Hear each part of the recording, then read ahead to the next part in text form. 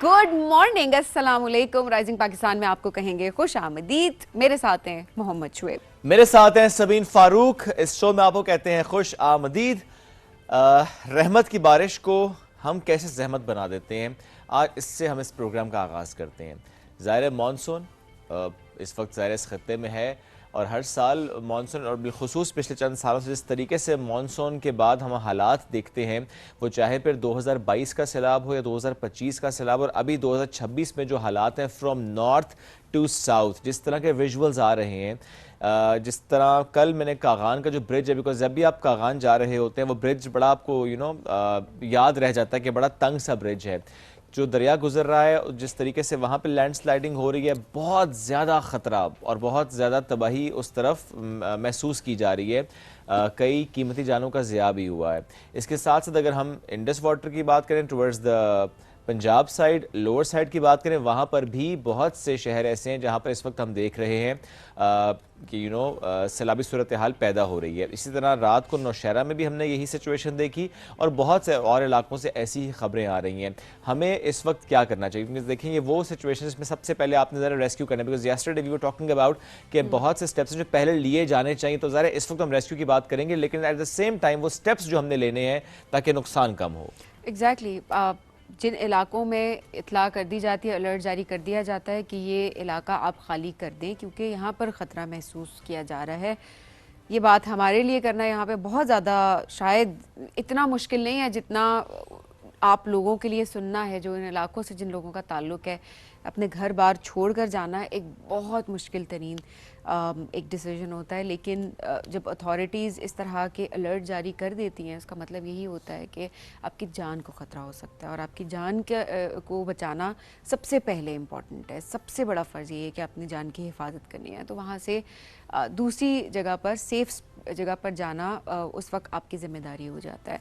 At the same time जितनी precautions कही जा रही हैं, उन सारी प्रिकॉशंस को अपनाना बहुत इंपॉर्टेंट है और प्लीज़ ट्रैवल ना करें इन एरियाज़ में जब आपको लग रहा है कि बरसात का मौसम है। और बार बार एनडीएमए की तरफ से हम देख रहे होते हैं कि अलर्ट्स आ रहे होते हैं, हमारे फ़ोन पे मौसम के हवाले से कहा जा रहा होता है, सोशल मीडिया पे हम देख रहे होते हैं, इनफैक्ट तो लोग विजुअल्स भी शेयर कर रहे हैं इन तमाम इलाकों के रास्तों की। तो प्लीज़ ट्रैवल ना करें, थोड़ा इंतज़ार कर लें, मौसम बेहतर हो जाए फिर खुद जाएं, अपनी फैमिली को लेकर जाएं बेशक, लेकिन प्लीज़ रिस्क ना लें कि कुछ नहीं होता, देख लेंगे ये रास्ता बंद है तो वो शॉर्टकट हम यूज़ कर लेंगे, क्योंकि अक्सर ये भी देखा है कि रास्ते अगर बंद भी कर दिए जाते हैं तो दूसरे रास्तों का इस्तेमाल किया जा रहा होता है। सो ये ना करें, खुदारा अपनी जान की हिफाजत करें। एब्सोल्युटली। कल मैंने एक ट्रैवलर की पोस्ट देखी सबीन, वो कागान की तरफ ट्रैवल उन्होंने किया था, उन्होंने पूरा शेयर किया। उन्होंने कहा कि मुझसे भी यही गलती हुई, जिस तरह सबीन आपने बात की ना कि बहुत से लोग जो ये कह रहे होते हैं कि अच्छा कोई बात नहीं, कुछ नहीं होगा, अलर्ट ही है ना, हम एक और रास्ते से चले जाएंगे। सो उन्होंने बिल्कुल ऐसे ही सोचा, वो चले गए और लुलु शहर से वापसी का जो उनका सफ़र था, वो कहते हैं कि वो ऐसा ख़तरनाक सफ़र उनके लिए हो गया कि उन्होंने देखा कि आनन फानन वो तूफ़ानी बारिश और सैलाबी सूरत हाल का पैदा हो जाना, लैंड स्लाइडिंग का हो जाना, रास्तों का बंद हो जाना, जिसकी वजह से वो ख़ुद भी वहाँ पर फंस गए और बहुत से और लोग वहाँ पर फंस गए। सो ये बहुत इंपॉर्टेंट है। ज़ाहिर है ये तो हम बात ट्रैवलर्स के पर्सपेक्टिव से कर रहे हैं, but at the same time जो लोग वहाँ पर रहते हैं, सभी ने बड़ा अच्छा कहा, ज़ाहिर है ये बड़ा मुश्किल होता है अपना घर छोड़ना, अपना इलाका छोड़ना, लेकिन आप यकीन जानिए आपकी जान सबसे ऊपर है, सबसे कीमती है। और जब इदारे अलर्ट्स जारी कर रहे होते हैं तो ज़रा उनको बेहतर तौर पर पता होता है कि कहाँ पर क्या सूरत हाल हो सकती है। सो दरिया के रास्तों से, नदी नालों के रास्तों से हट जाना, सेफ स्पेस में चले जाना, ये बहुत ज़्यादा इंपॉर्टेंट होता है। तो प्लीज़ जब भी इदारों की तरफ से ऐसा कोई अलर्ट जारी किया जाता है, उसको ध्यान से सुना करें और उस पर अमल किया करें। और ट्रैवलर्स के पर्सपेक्टिव से बात हमने इसलिए की चूँकि छुट्टियाँ हैं, एक ट्रेंड है, ज़रा इसमें जा रहे होते हैं लोग नॉर्थ की तरफ, और ज़्यादा रश बढ़ जाता है, प्लस वहाँ पे आप फंस जाते हैं और रेस्क्यू के काम में मुश्किलात का सामना करना पड़ता है। तो प्लीज़ मानसून को देखते हुए, हालात को देखते हुए अपने ट्रैवल को प्लान करें। अपनी जान की हिफाजत आपने खुद करनी है, हम पे फ़र्ज़ है कि अपनी जान की हम हिफाजत कर सकें और करें। तो बड़ा इंपॉर्टेंट है कि प्लीज़ कहीं पर भी जाते हुए ख्याल रखें। और इस वक्त जो सिचुएशन है, सो इदारों के साथ ताउन करें और मिलकर आपने जो मैनेज करना है ना इस वेदर सिस्टम के साथ, ये बहुत ज़्यादा इंपॉर्टेंट है। सो अल्लाह पाकिस्तान में जो बारिश इस वक्त हो रही है वो रहमत की बारिश करे, ये हमारी दुआ भी। लेकिन एट द सेम टाइम हम सब कुछ कह देते हैं ना कि जी कुदरत पे, नेचर पे जो हमारी अपनी कमी है, कोताही है, गलती है, उसको सुधारना भी है, उसको रियलाइज़ भी करना है। हर दफ़ा ये कह देना कि नहीं ये तो इदारे का काम था, ये तो हुकूमत का काम था, ये तो फ़लाँ डिपार्टमेंट का काम था, वो मायने नहीं रखता। जो आपकी अपनी ज़िम्मेदारी थी उस पर अमल करना वो बहुत ज़्यादा मायने रखता है, क्योंकि हम पे भी ज़िम्मेदारी है कि इंक्रोचमेंट्स ना करें, रास्ते बंद ना करें, अगर अलर्ट है तो उस पर अमल कर रहे हो। तो हमने सोचा कि आज हम सबसे पहले प्रोग्राम में इसकी बात करें, क्योंकि अभी सिचुएशन आहिस्ता आहिस्ता और डेवलप हो रही है और हम आपके साथ वो ज़रा शेयर कर रहे हैं। बिल्कुल ऐसा ही है। अब प्रोग्राम में आगे बढ़ते हैं और साथ साथ जिक्र करते चलें कि आज जासूसी की दुनिया के मारूफ अदीब जो हैं, मशहूर ज़माना, बहुत सारे लोग उनसे वैसे हमारे वाकिफ़ बचपन की होंगे, एक हमारे अहम बचपन याद के। कह सकते हैं सवीन, चूंकि मैंने बहुत पढ़ा है इमरान सीरीज को, मजहर कलीम ओके। साहब 84वीं आज उनकी सालगिरह मनाई जा रही है। आई रिमेंबर के एक शॉप थी वहाँ पे सबीन, और वहाँ पे जाना मैंने, और I think it was just ₹1 per day. वो हाँ। बुक ले लेनी, नॉवल ले लेना, आके पढ़ना, पूरी रात में खत्म करना, ये हाँ, हमारा वो होता था एक कि यार टारगेट खत्म होता करना था है। कि आपने करना है जो, और ऑब्वियसली वाकई बहुत सारे लोगों की यादें वाबस्ता हैं। 600 से ज़ायद नावल जो हैं वो उन्होंने तहरीर किए हैं। रेडियो मुल्तान के मशहूर सराइकी रेडियो जो टॉक शो था जमहूरी आवाज़, उसके वो एंकर पर्सन भी रहे हैं, और इसके अलावा मुल्तान बार कौंसिल के नायब सदर भी मुंतखब हुए थे। और इसके अलावा बहुत सारे काम जो है हमने ओवरऑल उनके ज़रूर देखे, तो आज हम सब मिलकर उनको याद कर रहे हैं, बिकॉज़ ये वो लोग हैं जिनकी वजह से हमारा बचपन जो है वो आज भी यादगार रहा है। बिल्कुल ऐसे 2018 में उनकी डेथ हुई थी। और जब हम उनकी नॉवेल्स की बात कर रहे हैं सभी, तो कुछ ऐसे कैरेक्टर्स हैं जो कि आज भी हमें याद हैं, जैसे कि सालिहा हमें याद है, टाइगर हमें याद है, कैप्टन शकील हमें याद है। इस तरह बहुत से और कैरेक्टर्स हैं जो कि बहुत ज़्यादा मशहूर हुए थे, और जिस तरह से उन्होंने साइंस की दुनिया में इसको एक नया लेवल दिया। बिकॉज ज़रा इब्न सफ़ी साहब ने एक लेवल क्रिएट किया था इस सीरीज़ का, और इन्होंने उस लेवल को बिल्कुल मैं कहूँगा कि एक और तरह से बढ़ाया आगे, और फिर एक नई दुनिया मुतारिफ करे। कुछ लोगों ने इस पर तनकीद भी की कि वो आपने फिक्शन को एक और लेवल दे दिया, बट हमने बड़ा एंजॉय किया उस लेवल को। सो मजहर कलीम साहब को आज हम याद करें। अब हम बढ़ते हैं एक ब्रेक की तरफ। जब ब्रेक से वापस आएंगे हमारे मेहमान साथ मौजूद होंगे, उनसे कराएंगे आपकी मुलाकात। स्टे विद अस, ये है राइजिंग पाकिस्तान।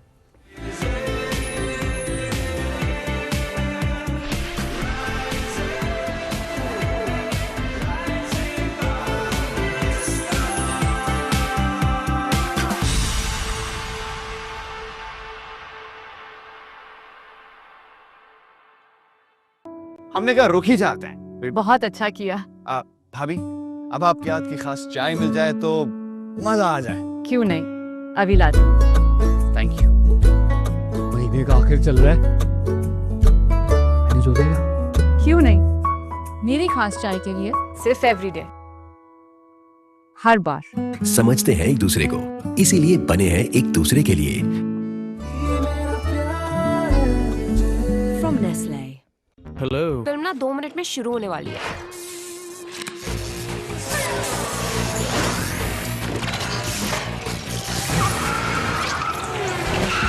तुम इस पे आए हो? इस पे नहीं, इस पे आया हूँ। मैं ये सोच रहा था कि जाने से पहले तुम्हारी अपनी शादी की बात कर लूं बाबा से। उसे कैसे समझाऊं? वो मेरी बात कभी नहीं मानेगी। कुछ भी है, मगर वो मेरे साथ ऐसा कैसे कर सकता है? अंदर तुमने मेरी बेटी के बारे में कोई ऐसी वैसी बात की तो मुझसे बुरा कोई नहीं होगा। दिल की बात जबान पर नहीं लाओगे तो चेहरे पर तो आ जाएगी। नहीं माया, ऐसा नहीं है। मैंने खुद अपनी आंखों से देखा। रोहित ने क्या कह दिया मुझसे? मैं उन्हें कैसे बताऊं कि मैं और अयान एक दूसरे को पसंद करते हैं? माया मेरी बेटी, तुम माया की जगह तो नहीं ले सकती ना। ये आप अच्छा नहीं कर रहे तारिक साहब। रोहिल एक अच्छा लड़का है, मैं इसलिए नहीं कह रहा क्योंकि वो मेरा बेटा है, लेकिन मुझे यकीन है कि वो तुम्हारा ख्याल रखेगा, तुम्हें खुश रखेगा।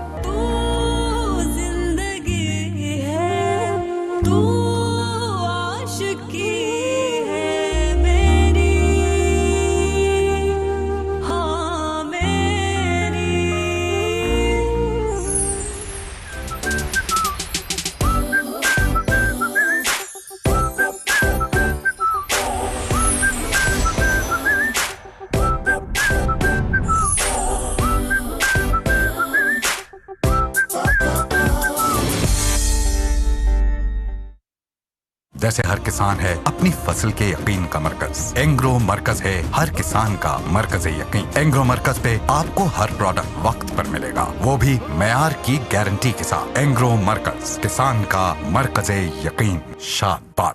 हेलो। फिल्म ना 2 मिनट में शुरू होने वाली है।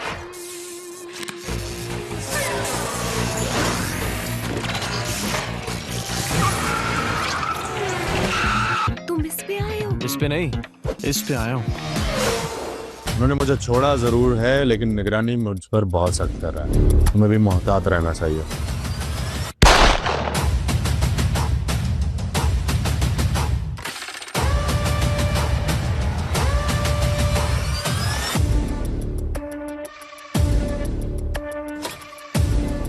अरे ऐसा कुछ नहीं है। तो फिर वो इतनी बेतुकल्लफ क्यों हो रही थी? बदकिस्मती से हम लोग इस बुराई से लड़ भी रहे हैं और बुरे भी बन रहे हैं। जब आप सिस्टम के अगेंस्ट जाते हैं ना, तो दुनिया आपको कबूल नहीं करती। But I really don't care. तुम अच्छी तरह जानती हो मिसबा मैं क्या कर सकता हूँ। बस मैं तुम्हें वार्न करना चाहता हूँ।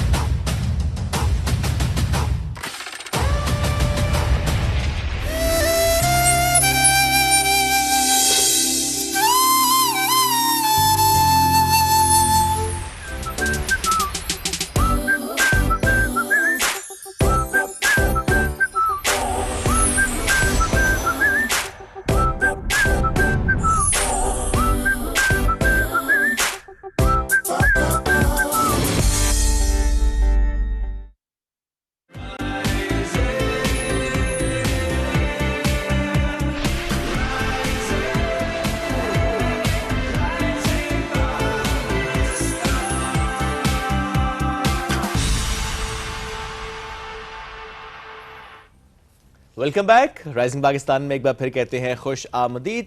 कंटेंट क्रिएटर, आज एक ऐसे ज़बरदस्त कंटेंट क्रिएटर ने हमें ज्वाइन किया है जो कि अपने मुनफरद अंदाज से इस दुनिया में जगह बना रहे हैं। बहुत रिलेटेबल कंटेंट वो क्रिएट करते हैं। अंदाज में इस दुनिया में आए दुनिया में नहीं आए सबीन, कुछ जगह बना रहे हैं। क्या करती हैं आप? बहुत सारे ख्वाब लेकर आते हैं। ऑलराइट जी, समीर अहमद से आपकी मुलाकात कराएंगे। आज सबीन ने सुबह क्या खाया ये मुझे नहीं पता, हालांकि सिर्फ कॉफ़ी मंगवाई थी सबीन ने। समीर अहमद से आपकी मुलाकात करा देते हैं जनाब, जिस तरीके से वो कंटेंट की दुनिया में आए और उन्होंने अपना नाम बनाया। समीर अस्सलाम वालेकुम, गुड मॉर्निंग। वालेकुम अस्सलाम। कैसे आप? अल्हम्दुलिल्लाह मैं ठीक ठाक। ज़बरदस्त। नीश आपकी क्या ट्रैवल रही थोड़ी सी, या आपने रिलेटेबल या लाइफस्टाइल इसी पे फोकस किया? मैंने जो स्टार्ट की थी वो लाइफस्टाइल कंटेंट से थी, फिर मैं रिलेटेबल कंटेंट की तरफ आ गया। बीच में ट्रैवलिंग भी शुरू कर दी, तो उसका भी कंटेंट साथ साथ लेके चलता रहा। लेकिन मेरा जो मेन कंटेंट है वो रिलेटेबल कंटेंट है। ओके, कितना अर्सा हो गया वैसे आपको इंस्टाग्राम या बाकी प्लेटफॉर्म्स पे कंटेंट डालते? मुझे ऑन एंड ऑफ 4-5 साल हो गए। ओके, बीच में ब्रेक्स लिए हैं आपने? बीच में शुरू में किया, टिकटॉक से स्टार्ट किया, वहाँ पे काम नहीं चला तो हमने छोड़ दिया। फिर दोबारा शुरू किया, वो फिर नहीं चला। फिर एक टाइम आया 2022 में कि मैंने सही कहा अब कुछ करना है, तो फिर मैंने इंस्टाग्राम पे शुरू किया। इंस्टाग्राम पे मुझे काफ़ी ग्रोथ मिली, उसके बाद फिर मैंने कंटिन्यू रखा। उसके बाद तकरीबन 2 अकाउंट्स मैंने ग्रो किए। एक मेरा पहला बैन हो गया, फिर दोबारा शुरू किया। बैन क्यों हुआ? इंस्टाग्राम ग्लिचेस, क्योंकि ग्लिचेस होते हैं वो इम्पर्सनेशन के ऊपर बैन डाल देते हैं कि आप किसी को इम्पर्सनेट करें। क्योंकि आई गेस उस टाइम ब्लू टिक वगैरह नहीं आप बाई कर सकते थे, अब आप बाई कर सकते हैं ताकि आपके अकाउंट ऑफिशियल हो जाए। तो बस इस दफ़ा फिर दोबारा 2 साल बाद शुरू किया, उसके बाद दोबारा अकाउंट ग्रो किया। तो इसी तरह मेरी फिर जर्नी स्टार्ट होगी। तो ये क्या किसी ने हेल्प की थ्रू आउट साथ, या नहीं? मैंने किसी की हेल्प नहीं ली, ऑल इन ऑल खुद पे। ना मैंने किसी की हेल्प ली, ना किसी से पूछा, क्योंकि आस्ता आस्ता ही बंदा सीखता है। शुरू से स्टार्ट किया, किसी को देखा, किसी से इंस्पायर हुए, उसका जैसा कंटेंट बनाने की कोशिश की, फिर आस्ता आस्ता अपनी नीश पकड़ ली, अपना एक तरीका मिल गया कि ये तरीका मुझ पे ज़्यादा सूट करता है, ये लोग ज़्यादा पसंद करते हैं, फिर उसी को परस्यू किया मैंने। टॉपिक कैसे सेलेक्ट करते हैं? बिकॉज अब जो ट्रेंडिंग में चल रहा होता है आपको कहीं ना कहीं उससे रिलेट करना होता है। अदरवाइज लोग कहते हैं अच्छा दुनिया में ये चल रहा है और वो आग लगे बस्ती में, समीर अपनी बस्ती में। ऐसे भी होता है, ट्रेंडिंग टॉपिक्स भी पकड़ते हैं, और कुछ जो होता है हम ज़्यादातर जो मेरा कंटेंट है वो रिलेटेबल लाइफस्टाइल और आपके जो रोज़मर्रा की ज़िंदगी में होता है। जैसे अब आप लोग एंकरिंग कर रहे हैं, मैं इस पे भी वीडियो बना दूंगा कि एंकर्स आपको बनानी चाहिए सभी वीडियो, वैसे आज बनती है अनफिल्टर्ड कंटेंट। वैसे ही मेरे किसी चीज़ को लेके, जैसे अपने दोस्त आपस में लड़ाई कर रहे हैं, किस बात पे लड़ाई कर रहे हैं, मेरा का ज़्यादा बड़ा है या उसका दोस्तों के बीच में रेसिज्म बहुत होता है दोस्तों के बीच में रेसिज्म बहुत होता है, हालांकि दोस्त पता है गलत है रेसिज्म, लेकिन वो करते हैं, किसी को काला बोल दिया, किसी को गोरा बोल दिया, किसी को छोटा मोटा। अब इन छोटी छोटी चीज़ों को मैं जब कंटेंट में डालता हूँ तो वो लोग आपस में एक दूसरे को शेयर करते हैं, देख तेरे पे बात हो रही है, देख मेरे पे रिलेटेबल, ये मेरी पे वीडियो बनी है। लोग लिटरली मुझे मैसेज करके कहते हैं यार आपने ये जो वीडियो बनाई एग्जैक्ट मेरी जिंदगी से मैच होती है। कभी खानदान से मैसेज आ गया हो कि हम पे बनाई आए है ना ये सबसे ज्यादा होता है, आते हैं सबसे ज्यादा खानदान वालों पे यही होता है कि यार ये लोग माइंड ना कर जाएं, हालांकि बात डायरेक्टली उनकी तरफ नहीं होती, वो ऑल इन ऑल होती है, लेकिन थोड़ा थोड़ा डर होता है कि कोई माइंड ना कर जाए। अच्छा वैसे देखिए जनरली ऐसे भी होता है ना कि कोई बात मेरे साथ अक्सर इस तरह से होता है कि मेरे दिमाग में कोई बात चल रही है, मैंने कहीं और ऑब्जर्व किया और मैंने वो बात कर दी है, बट मुझे ये मैं भूल जाती हूँ कि शायद उस महफिल में कोई ऐसा शख्स है जिसको वो इजीली टारगेट हो सकता है। बिल्कुल ऐसे ही बट आपके माइंड में वो नहीं होता, आप जनरली एक बात डिस्कस कर रहे होते हैं and then you realise oh my god किसी को पर्सनली हिट हो गया। बट कई दफा ऐसा हुआ है, मैंने कोई कंटेंट अपलोड किया जो कि किसी को टारगेट कर रहा है, मेरे ज़हन में वो बंदा होगा भी, मेरे दोस्त का मैसेज आ जाएगा यार तू मुझे टारगेट कर रहा है, शर्म नहीं आई तुझे? तो मैं कहता हूँ यार भाई ये जेनेरिक चीज़ है, और मुझे कई लोगों ने कहा कि हमें टारगेट क्यों कर रहे हो भाई, सफाइयां पेश करते रह जाते होंगे। लिटरली ऐसा होता है कि मुझे कहते हैं यार आप हमें टारगेट करो, मैं कहता हूँ यार ये जेनेरिक बात है, ये बहुत सारे ऐसे लोग हैं, अगर आपको टारगेट हुआ है, अगर आपको ऐसी बात फील हुई उसका मतलब कोई गड़बड़ है, ठीक करो इसको। I think this is one of the reason कि मैं नहीं करता कंटेंट ऑनेस्टली, क्योंकि मुझे डर लगता है। एक दफ़ा ऐसे हो गया, सभी आपको याद होगा हम शो पे बैठे, हम ओपनिंग में बात कर रहे थे कि अगर आप किसी के घर जाएं तो बेहतर ये होता है कि आप पहले से बताएं उसको, अपने घर का एक माहौल होता है, आपकी रूटीन होती है, बताया करें कि आप कब आ रहे हैं या प्लानिंग उसके अकॉर्डिंग जनरली बात कर रहे थे। सो दी नेक्स्ट वीकेंड जब मैं घर गया तो मेरी अम्मी कहती हैं हाँ तुमने हमें सुनाया था। मैंने कहा अम्मी मतलब आपको मैं कैसे कह सकता हूँ? मेरा भाई कहता है हाँ तो मैं बता के ही आएंगे आइंदा। मैंने कहा भाई मैं तो जेनेरिक बात कर रहा था कि आप किसी घर जाएं तो बता के जाएं, it doesn't apply on family actually. At the same time मैं मेरी वाइफ अक्सर हमारा एक आदत है कि हम रिकॉर्ड तो नहीं करते, हम कुछ आपस में बैंटर चल रहा होता है तो उसमें ज़रा कुछ ना कुछ खानदान के लोग होते हैं, हम कहते हैं कि हम ये वीडियो बना लें तो वायरल तो बहुत हो जाएगी। वो अलग बात है खानदान वाले या हमें ब्लॉक कर देंगे या हम उन्हें ऐसा होता है। तो ये होता है। तो आपने ब्लॉक किया किसी को या आपको ब्लॉक किया है किसी ने? मुझे भी ब्लॉक किया और मैंने भी बहुत लोगों को ब्लॉक किया इसी चक्कर में कि वो अगर कंटेंट से देख के ऑफेंड ना हो जाए, जस्ट टू ओके कि मैं मतलब मुझे कोई मसला ना हो, उनको ना मसला हो, मेरे से बस का ताल्लुकात बेहतर रखने के लिए। तो आप एक पहले डिस्क्लेमर वीडियो बना दें कि भाई देखो मैं जो कंटेंट कर रहा हूँ ना इसका ताल्लुक आपसे नहीं है, फूफो मामू चाची भाभी किसी से नहीं है, सो रिलैक्स, फ्रेंड से भी नहीं है। मुझे नहीं लगता कि उसका फायदा होगा, है ना? क्योंकि मैं कहता हूँ फायदा नहीं होता। सही बात है, क्योंकि वो उन्होंने जो चीज देख के माइंड करना उन्होंने करना ही करना है। आप जितना मर्जी समझा लो, फर्क पड़ता है। अच्छा वाकई मैं पूछ रहा था पड़ता है, उसने कहा नहीं पड़ता। क्यों? आप कंटेंट क्रिएशन में आपको ये है कि 100 आपके हेटर्स मिलेंगे तो 1000 आपके सपोर्टर्स भी मिलेंगे। अच्छा तो सेम में समीर हमें बहुत से कंटेंट क्रिएटर्स को देखा है कि वो लिटरली अपनी पूरी फैमिली को ब्लॉक कर देते हैं। वो कहते हैं बस ब्लॉक कर दिए सबको, ना देखो मेरा कंटेंट। वो अगर आप कंटेंट ऐसा बना रहे हैं कि वो ना देखें तो वो फिर बात नहीं मैं इस पर्सपेक्टिव से कह रहा हूँ कि जैसे उसमें आप जब जेनेरिक भी बात कर रहे होते हैं उसमें जरा कोई ना कोई ताल्लुक तो आ रहा होता है ना। आप किसी फॉर एग्जांपल क्योंकि फुप्पो पे बहुत कंटेंट बनता रहा है, सो आप फॉर एग्जांपल बना रहे हैं तो आपका खामखा फुप्पो ना नाराज हो जाए, तो इसलिए लोग कहते हैं पहले ब्लॉक कर दिया होता है। लेकिन मसला है once you have a public profile so कहीं ना कहीं से कोई अकाउंट्स बन जाते हैं और वो आपको फॉलो करते हैं। फैमिली स्पेशली करती है कि अगर आपके दूर के रिश्तेदार होते हैं वो फेक अकाउंट्स बना के आपको स्टॉक करते हैं और फिर आपस में वीडियोस भेजते हैं कि यार ये देखो। मेरे साथ भी ऐसा कुछ मामला है, कुछ लोग हैं जिन्होंने फेक अकाउंट्स बना के मुझे फॉलो किया और जब मेरी अम्मी उनसे मिलती हैं तो कहते हैं हाँ वो शुएब ने ये किया, शुएब ने वो किया। मैं कहता हूँ अम्मी वो तो मुझे फॉलो ही नहीं करते, उन्हें कैसे पता है?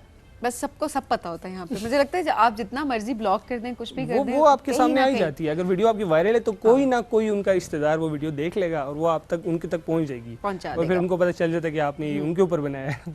अच्छा समीर, आपकी अपनी अब तक की सबसे फेवरेट वीडियो कौन सी है जो आपको लगता हो कि मीनिंगफुल वीडियो रही है मेरी, जिससे लोगों में कोई ना कोई पॉजिटिव इम्पैक्ट सोसाइटी में क्रिएट हुआ है? सबसे अच्छी वीडियो की मैं बात करूं तो अगर मैं जेनजी टर्म में बात करूं तो आजकल लोग ना लेट रिप्लाई को बहुत ज़्यादा कूल समझते हैं।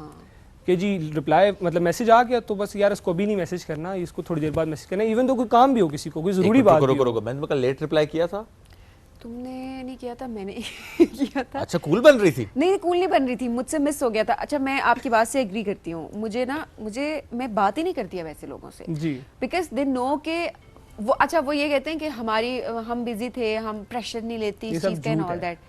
हर बंदे के हाथ में हर वक्त फोन होता है, प्रायोरिटाइज करते हैं ना आप। बिल्कुल ऐसे ही है वो चीज़। मैंने एक वीडियो बनाई थी, मैंने कहा अगर आपको नहीं बात करनी तो आप सीधा अगले बंदे को बताओ, उसका टाइम ना वेस्ट करो। उसको बात करो, मैसेज करो, ख़त्म करो बात। तुम क्यों उसके मैसेज 10-10 घंटे 20-20 घंटे रिप्लाई का वेट करवा रहे हो, अगले को तंग कर रहे हो। यही वीडियो मेरी बहुत वायरल हुई, तकरीबन 30 मिलियन प्लस पे गई थी। उससे बहुत लोगों ने एक सबक भी सीखा कि जल्दी रिप्लाई करनी चाहिए, मेरे अपने दोस्तों ने स्पेशली। अच्छी बात है, उन्हें समझ आ गई कि वरना एक और वीडियो बन जाएगी, वरना बन जाएगी। सो डेली एक वीडियो अपलोड करते हैं आप? कुछ ऐसे ही। ओके, ज़्यादा कौन सा प्लेटफॉर्म यूज़ करें? Instagram, Facebook? इंस्टाग्राम ही यूज़ करें।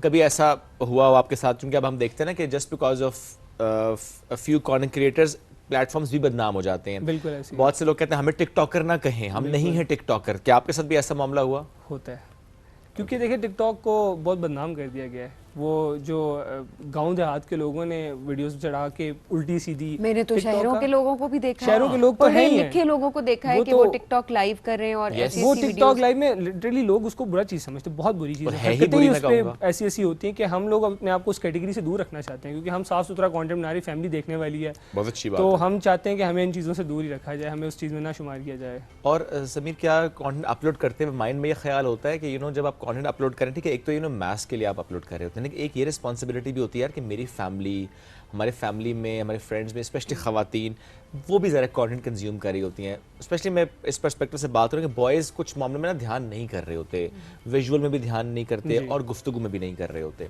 ख़वातीन इस मामले में बहुत ज़्यादा कॉन्शियस होती हैं, मर्द नहीं होते। सो क्या आप कॉन्शियस होते हैं कि अच्छा मेरी फैमिली की ख़वातीन भी तो देखेंगी, मुझे हर कंटेंट अपलोड करते हुए ध्यान रखना है? मेरा कंटेंट मैं स्पेशली डिज़ाइन ही ऐसे करता हूँ कि वो हर एज का बंदा देख सके। बहुत अच्छी मैं चाहता हूँ कि मेरा कंटेंट जब मैं दिखाऊं किसी को, मुझे शर्मिंदगी ना हो दिखाते हुए कि यार ये मेरा कंटेंट देखेगा मुझे कैसे फील होगा। मैं अपना कंटेंट इस तरह क्लीन रखता हूँ, इस तरह फैमिली फ्रेंडली रखता हूँ कि कोई भी देखे हंसे, तनकीद ना करे।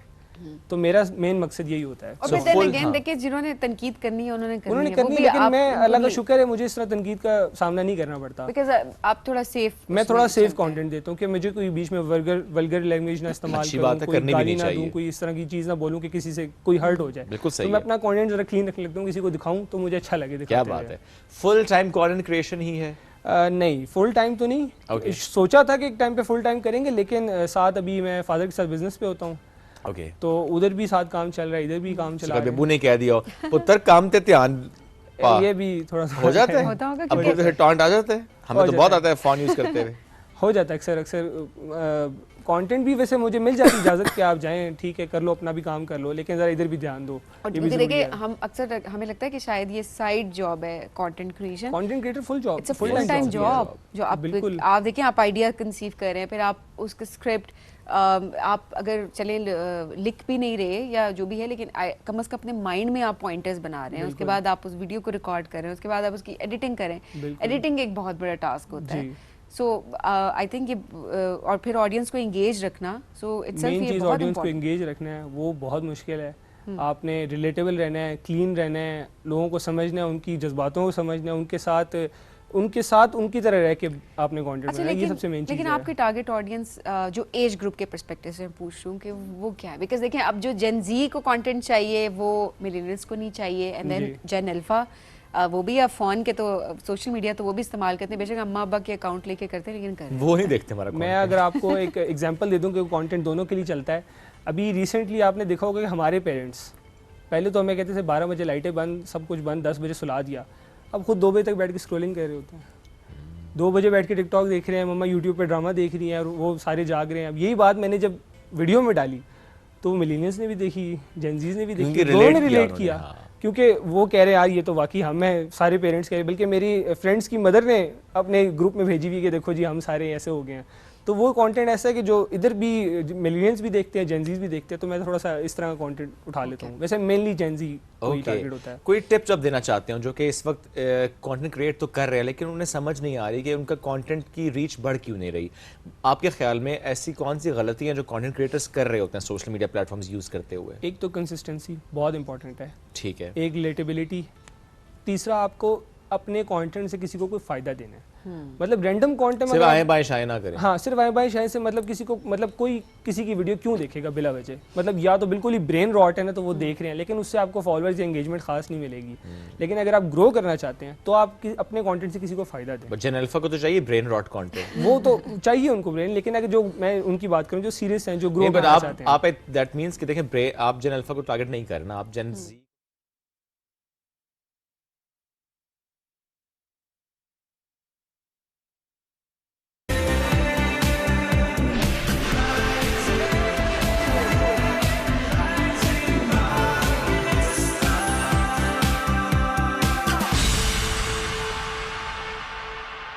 जी, मैं बचपन से ही ऐसी थी कि मतलब समथिंग यूनिक, जो चीज़ मतलब अपनी सुनती थी, किसी की नहीं सुनती थी, जो मुझे अच्छा लगता था मैं वही करती थी, और स्पेशली चैलेंजिंग चीज़ें मुझे बहुत अट्रैक्ट करती थी। तो इस वजह से ये डिग्री देख के ही मैंने कहा अगर किसी ने नहीं किया है तो हो सकता है मैं कर सकूँ। अच्छा, इसका फ़ायदा क्या नज़र आता है आपको ऐसे प्रोग्राम्स का जिसमें डिफरेंट सब्जेक्ट्स को आप कंबाइन करते हैं? देखिए, ये जो मैथ्स, फाइनेंस और इकोनॉमिक्स है, ये तीनों बहुत ही इम्पोर्टेंट और मेजर, मतलब बहुत ऐसे इंटरडिसिप्लिन सब्जेक्ट्स है कि सारे लिंक है। अगर मैं मैथमेटिक्स पढ़ रही हूँ तो ड्यूरिंग फाइनेंस वो मुझे समझ आती है कि कहाँ मैथमेटिक्स यूज़ हुई है और कहाँ इकोनॉमिक, और ये मतलब बहुत ज़्यादा एक दूसरे के ऊपर डिपेंड करते हैं और बहुत ज़्यादा कनेक्शन है इनका। मतलब डेली लाइफ में जो डेली प्रॉब्लम सॉल्व करने के लिए ये तीनों बहुत ही ज़रूरी है, बहुत इंपॉर्टेंट है। दैट्स वाई अगर कोई पढ़ ले इस डिग्री को तब समझ आती है कि ये कौन सा, मतलब कहाँ जाके इनकी कनेक्शन कहाँ जाके रिलेट करती है चीज़ें। और चैलेंजेस क्या हैं? और चैलेंजिंग तो मेरे लिए तो सबसे पहले ये था कि ये एक इम्पॉसिबल था, क्योंकि इससे पहले न तो किसी पाकिस्तान में किसी ने 3-in-1 डिग्री, स्पेशली इस डिग्री का कोई ग्रेजुएट था, न तो इंटरनेशनली में भी काफ़ी सर्च किया, किसी ने नहीं किया था। तो मुझे ये था कि डर था, एक खौफ कि मैं कर पाऊँ या नहीं, कि हो भी सकता है या नहीं, क्योंकि काफ़ी सारे मेरे क्लासमेट्स थे उन्होंने भी क्विट किया। एट द फाइनल ईयर हम 3 रह गए थे और I am the earliest graduate from them. बाकी सब ने क्विट किया, क्विट कर दिया। और ये बहुत मुश्किल डिग्री है, इतनी आसान नहीं। अच्छा, मुश्किल होने की वजह से क्विट किया? जी, बहुत ये भी होता है कि कहते हैं और मैथमेटिक्स के साथ इकोनॉमिक्स और फाइनेंस, वो भी कायद-ए-आज़म यूनिवर्सिटी का मैथमेटिक्स डिपार्टमेंट काफ़ी टफ है, तो वहाँ से करना बहुत मुश्किल है। बहुत मुश्किल डेज, बहुत हेक्टिक डेज से गुजर के आई हूँ आज यहाँ। मैंने तो आसान डिग्री की थी कायद यूनिवर्सिटी से, तो मुझे इतना मुश्किल नहीं लगा। लेकिन आई नो कि वहाँ पे स्पेशली जो कासिम्स डिपार्टमेंट, मैनेजमेंट साइंसेस का भी, एंड देन मैथ्स का भी, इस तरह और बहुत से डिपार्टमेंट हैं जहाँ पे हम ये वाकई सुनते आए कि वहाँ के स्टूडेंट्स ना हमें बस पढ़ते हुए नजर आए, कोई एक्स्ट्रा करिकुलर एक्टिविटीज़ करते हुए नजर नहीं आए, क्योंकि टफ सब्जेक्ट्स हैं। सो ऐसे में वो जो आपने बताया कि बाकी स्टूडेंट्स ने क्विट कर दिया, इफ़ आई मिस्ड इट, कितने स्टूडेंट्स ने इनरोल किया था? सिर्फ 3 ने ग्रेजुएशन मुकम्मल की है? फिलहाल तो मैंने ग्रेजुएशन मुकम्मल की है। वेरी सून मेरे 2 क्लासमेट्स और ग्रेजुएट हो जाएंगे। The first one? Yes. Wow. और मैंने 3.7 इयर्स में कंप्लीट। माशाल्लाह, माशाल्लाह। और स्टार्टिंग में 18 to 20 स्टूडेंट्स थे I guess, so after that हम लोग ये मतलब आप लोग 3 लोग रह गए क्लास में 3 ही रह गए। सॉरी मैं इसका मतलब वाकई मुश्किल है, या मे बी ये भी होता है बाज़-औक़ात के स्कोप पता नहीं है आगे की नहीं, आप किस फील्ड में जा सकते हैं। बिकॉज ठीक है आप डिफरेंट सब्जेक्ट्स को कंबाइन करके आप पढ़ ज़रूर रहे हैं, बट कोई एक चीज़ स्पेसिफिक नहीं है जिसको लेके आगे चल सके। मतलब एक ये भी है कि किसी ने आज तक ये डिग्री नहीं ली थी, तो ये चैलेंजिंग बहुत ज़्यादा लग रहा था। और सब जब मैं डिग्री का नाम लेती हूँ तो सब ऐसे सर हिलाते हैं। जाहिर है, देखिए ना, एक सब्जेक्ट इसमें ऐसा है कि आप चूज करते हुए सोचते हैं कि अच्छा फाइनेंस में आपने डिग्री लेनी है तो आप प्रॉपर्ली प्लानिंग होती है, then economics and then maths आपने कंबाइन किया। और मुझे लगता है सभी कि वैसे भी यूनिवर्सिटी प्रोग्राम्स में जब हम जाते हैं सो आधी क्लास को नहीं पता होता है इसके फ्यूचर प्रोस्पेक्ट्स क्या होंगे, वो सिर्फ कर लेते हैं डिग्री। सो एनरोल जो हो गया वो कर तो लेता, लेकिन टफ थी तो इसलिए वो छोड़ते चले गए। अच्छा, ऐसे में जो इसका प्री रेक्विजिट होता है वो क्या होता है ऐसे किसी भी प्रोग्राम का? क्योंकि देखें ना, फॉर एग्जाम्पल अगर मैंने IR में मास्टर्स करना है तो of course you know social sciences का बैकग्राउंड है तो आप कर रहे होते हैं उसमें आगे। इसमें बैकग्राउंड क्या होना चाहिए आपका? बैकग्राउंड मैथमेटिक्स का हो तो बहुत बेटर रहता है, क्योंकि मैथमेटिक्स इज़ क्वाइट चैलेंजिंग। और हम लोगों ने इकोनॉमिक्स पढ़ा है, वो भी फाइनेंशियल इकोनॉमिक्स, जो फाइनेंस पढ़ा है वो भी मैथमेटिकल फाइनेंस, मतलब सब्जेक्ट भी ऐसे थे कि इकोनॉमिकल मैथमेटिकल इकोनॉमिक्स, मतलब सब्जेक्ट के नाम भी ऐसे थे इंटर। सो ये तमाम जो सब्जेक्ट्स थे आपके अपने डिपार्टमेंट के अंदर हैं, यानी एक डिपार्टमेंट बना दिया गया है जाके वो डिग्री प्रोग्राम तो बनाया है, लेकिन आप मैथ्स डिपार्टमेंट में अलग जाते हैं एंड देन कासिम्स में लग जा रहे होते हैं, या for that matter you know finance के लिए या किसी और सब्जेक्ट के लिए किसी और डिपार्टमेंट में जाते हैं? नहीं, इसके लिए मतलब हमारी जो क्लासेस होती थी वो स्टार्टिंग से मैथमेटिक्स डिपार्टमेंट में ही होती थी। मैथ्स के जो कोर्सेज थे हम लोग प्योर मैथ्स के जो स्टूडेंट्स हैं उनके साथ लेते थे। कुछ स्टैटिस्टिक के कोर्सेज हम लोगों ने स्टेट डिपार्टमेंट से लिए, बाकी हम 3 के लिए ही अलग स्पेसिफिक प्रोफेसर्स अरेंज करते थे। ओके। अच्छा रमा, आप क्या करना चाहती हैं आगे प्रोफेशनली, किस तरह से परस्यू करना चाहती हैं आप करियर को? मेरा फर्स्ट प्रायोरिटी तो ये है कि मैं मास्टर डिग्री लूँ आगे किस में, मैथ्स में, फाइनेंस में या इकोनॉमिक्स में? आगे मैं किसी दो को लेके ही चल सकती, तीनों को साथ नहीं ले सकती। तो किस को लेके चलेंगे आगे? मैं इकोनॉमिक्स एंड फाइनेंस को लूंगी। अच्छा देखिए, आपके पास ना 3 राहें मिल मैथ रही हैं। छोड़ दिए वो मेन छोड़ दिया है। नहीं, वो जितना मैथ्स है इकोनॉमिक्स एंड फाइनेंस में वो मैंने पढ़ लिया है, तो आगे मैथ्स की आई थिंक सो इतनी जरूरत नहीं होगी। मैंने ज्यादा पढ़ा है मैथ्स। मैथ्स के courses as compare to finance ज्यादा पढ़ा है, लेकिन इकोनॉमिक्स के बहुत ज्यादा उसके भी पढ़े हैं। सो आप इकोनॉमिक्स एंड फाइनेंस में से किसी एक में आगे जाएंगे। देखिए, ये फायदा भी होता है ऐसे डिग्री प्रोग्राम्स का कि आपके पास आगे हायर एजुकेशन के लिए अपॉर्चुनिटीज बढ़ जाते हैं। फॉर एग्जांपल, अगर किसी ने गवर्नेंस एंड पब्लिक पॉलिसी में डिग्री ली हुई है तो उसने अगर पीएचडी करनी है तो लिमिटेड सी फील हो जाती है। अब आजकल वैसे भी पीएचडी में हम देखते हैं कि ये 2 ही चीज़ें हैं जो कि इंटरनेशनल लेवल पे हम देखते हैं कि जिसमें आपको ज़्यादा चांसेस मिल रहे होते हैं। एक है क्लाइमेट चेंज से मुताल्लिक कोई मौजू हो और एक है एआई को इनकॉर्पोरेट किया जा रहा हो। अब आप किस प्रोग्राम में फाइनेंस एंड इकोनॉमिक्स में आगे बढ़ती हैं तो उसमें क्लाइमेट का आई गेस आ सकता है इकोनॉमी में समहाउ? जी, बहुत सारी चीज़ें। मैं अगर अपना प्रोफाइल देखूँ तो मेरा 90% डेटा एनालिसिस के लिए भी होता है, डेटा साइंसेस में भी जा सकती हूँ, इकोनॉमिक्स इकोनोमेट्रिक्स के लिए 90 to 95% मेरा प्रोफाइल मैच करता है। बहुत ज़्यादा चीज़ें है, बहुत सारा हुआ, एक डाइवर्स इसका आगे जाके फील्ड है। मैं किसी भी आप ये भी कह सकते हैं द फर्स्ट पाकिस्तानी जिसने ये किया है, तो मेरे पास तो बहुत सी ऑप्शंस हैं बिकॉज़ मैं टॉप पे उस पे, बिकॉज़ इस लेवल पे कोई पहुंचा नहीं है। वर्ल्ड वाइड भी नहीं है कॉन्सेप्ट इसका अभी? इसका मैंने तो काफ़ी सर्च किया था, लेकिन 2 डिग्रीज का है, इसी डिग्री सेम नेम सेम वो नहीं है। मैथ्स एंड इकोनॉमिक्स है, फाइनेंस एंड इकोनॉमिक्स है, मैथ्स एंड हमने 2 डिसिप्लिन्स को मर्ज होते तो देखा है पाकिस्तान में भी कुछ जगहों पे, लेकिन 3 के साथ हमने वाकई नहीं देखा। आप अपने वक्त में ऐसा कुछ ट्राई करना चाहती थी? नहीं, बिल्कुल नहीं। I was very clear. नहीं, इस कॉन्टेक्स्ट में मैं क्लियर थी, क्योंकि जिस तरह आपने बात की ना कि अक्सर नहीं पता होता, एनरोल हो जाते हैं स्टूडेंट्स एंड उनको नहीं पता होता कि आपने क्या करना है। आप क्लियर थी अपने डिसीजन में कि आपने क्या करना है। सो उस तरह से मैं भी क्लियर थी कि मुझे मास कम्युनिकेशन करना है, बिकॉज मेरा शुरू से ही यही था कि मैंने मीडिया में जाना है। सो डिग्री भी वही करके एंड आगे बढ़ना। तो आई थिंक ये बड़ी इंपॉर्टेंट चीज़ भी होती है कि किस तरह से आप अपने माइंड की क्लैरिटी के साथ चलें। फैमिली में किसी ने रोका हो, क्योंकि अक्सर होता है ना, आवाज़ें आती क्या कर रही हो, स्कोप हो ना हो, इतनी डिफरेंट चीज़ क्यों करनी, क्योंकि हम अक्सर जो है वो एक रवायती डिग्रीज पे हम चल रहे होते हैं। सो कोई ऐसे चैलेंजेस आपको फेस करने पड़े? हाँ, स्टार्टिंग में तो ये डिग्री मेरे लिए भी इजी थी। स्टार्टिंग के जो फर्स्ट सेकेंड सेमेस्टर था वो अच्छा जा रहा था, लेकिन बीच में जाके डिग्री मुश्किल, 3 सब्जेक्ट एक साथ आने लगे तो मैं ज़्यादा मतलब स्ट्रेसफुल रही, और एक तो हेल्थ इशू भी था। तो घर वालों ने कहा कि आफ्टर 2 years आप एक स्पेसिफिक एक डिग्री लेके आगे चले, आप चाहे इकोनॉमिक्स लेके ही चले, आपके लिए इजी होगा। लेकिन मैंने कहा अब 2 साल मैंने गुजारे तो 2 साल मुकम्मल तो करेंगे। देखिए, हाँ, ये मैं अच्छा डेडिकेटेड थी कि मैं करके डेडिकेशन थी, कंसिस्टेंसी थी, डिग्री मुकम्मल करनी है।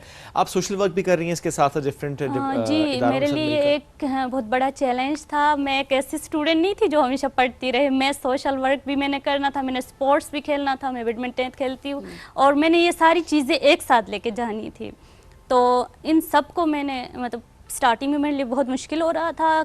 अगर मैं सोशल वर्क को लेके जाती तो मेरे मार्क्स कम आते थे, अगर दोनों को साथ लेके जाना नहीं होता था तो मतलब धीरे धीरे वो चीज़ें मैं सीख गई, उस स्किल को अपने अंदर लेके आई। मैंने अपना सोशल सर्कल जो अपना है वो कम हो गया मेरा। मैं मतलब एक सोशल वर्क हॉबी है, मैं अगले दिन जितना भी मेरा टफ पेपर हो, संडे को मैं सोशल वर्क के लिए जाती अच्छा, आपने देखे अपने टाइम को मैनेज किया हुआ है ना, डिवाइड किया हुआ है। लास्टली, चूंकि आपका ताल्लुक गिलगित बल्तिस्तान से, तो हम एक सवाल ज़रूर करेंगे, बिकॉज हम आगाज़ में भी बात करते हैं क्लाइमेट चेंज का जो इम्पैक्ट पाकिस्तान पे है। आपके बचपन का जो इलाका आपने देखा और अब जब आप जाती हैं, बिकॉज आप ईयरली विजिट कर रही होती हैं, कितना फ़र्क है वहाँ के इन्वायरमेंट में, टेम्परेचर में, ग्रीनरी में एंड एवरीथिंग? देखिए, मेरा जो गाँव है रिसेंट जो तालदास क्लाउड बर्स्ट का तो सुना होगा, रज़र में मैं उसी जगह से उसी रीजन से ही ताल्लुक़ रखती हूँ। मेरे सामने जो घर के सामने गांव था वो ख़त्म हो गया, जो साथ लगा था वो भी मतलब पानी की वजह से वो भी डूबता जा रहा है। और मैंने आंखों से देखा, मतलब मैं लाइफ इंसिडेंट्स मैंने देखे क्लाइमेट चेंज की वजह से। जो गिलगित बल्तिस्तान पहले था वो नहीं है, वो मतलब धीरे धीरे वो ख़त्म होता जा रहा है। तो क्लाइमेट चेंज का बहुत ज़्यादा मतलब असर हो रहा है, इस पर ज़्यादा काम करने की ज़रूरत है और बहुत ज़्यादा काम करने की ज़रूरत है। बिल्कुल ऐसा ही है। अल्लाह सबको महफूज रखे, सबकी हिफाजत करे, बहुत ज़रूरी होता है, क्योंकि जब भी वैसे भी मानसून की आमद होती है तो हम सब परेशान हो जाते हैं। हम कहते हैं अच्छा बारिश तो है, लेकिन अल्लाह की रहमत को हमने अपने लिए ख़ुद से ज़हमत बना दिया है। तो ये बहुत ज़रूरी है कि हम किस तरीके से पहले से प्रिकॉशन ज़रूर लें। बहुत शुक्रिया रहमा प्रोग्राम में हमें ज्वाइन करने के लिए और बाकी सारे लोगों को मोटिवेट करने के लिए कि कुछ डिफरेंट भी आपको ज़िंदगी में करना चाहिए। आप क्या डिफरेंट करें तो हमें ज़रूर व्हाट्सएप करें। हम बढ़ेंगे एक ब्रेक के जानिब। Stay with us.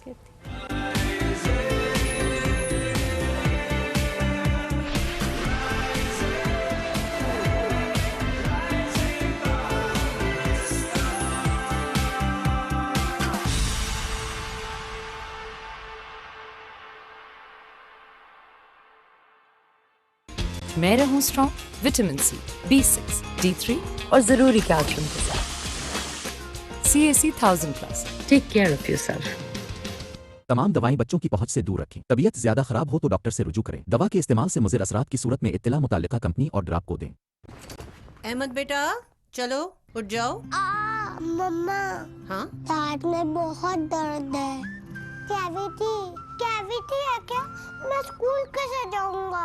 आज फिर स्कूल छोड़ो। ओके मम्मा।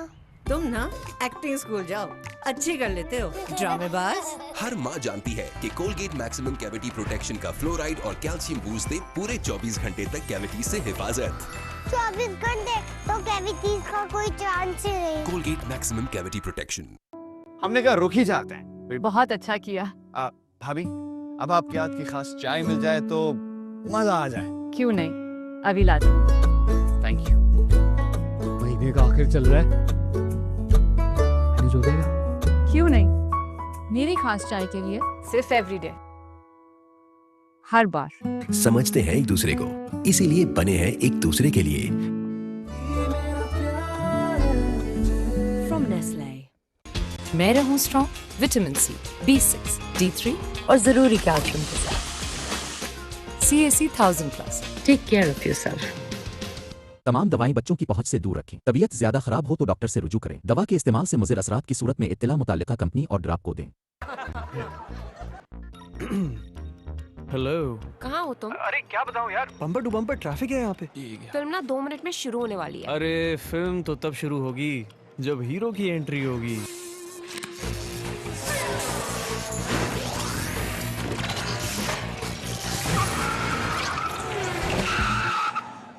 कैसी लगी हीरो की एंट्री? तुम इस पे आए हो? इस पे नहीं, इस पे आया हूँ।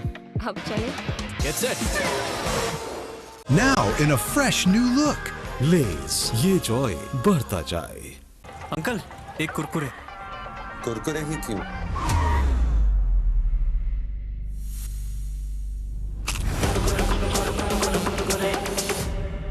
ऐਵੇਂ तो नहीं ना फिर।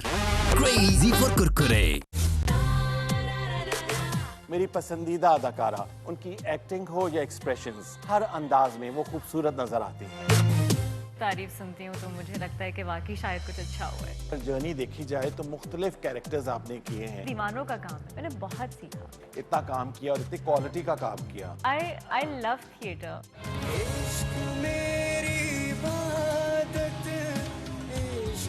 Want to associate with who I am. बहुत बातें थी करने को। सितारों का जहां।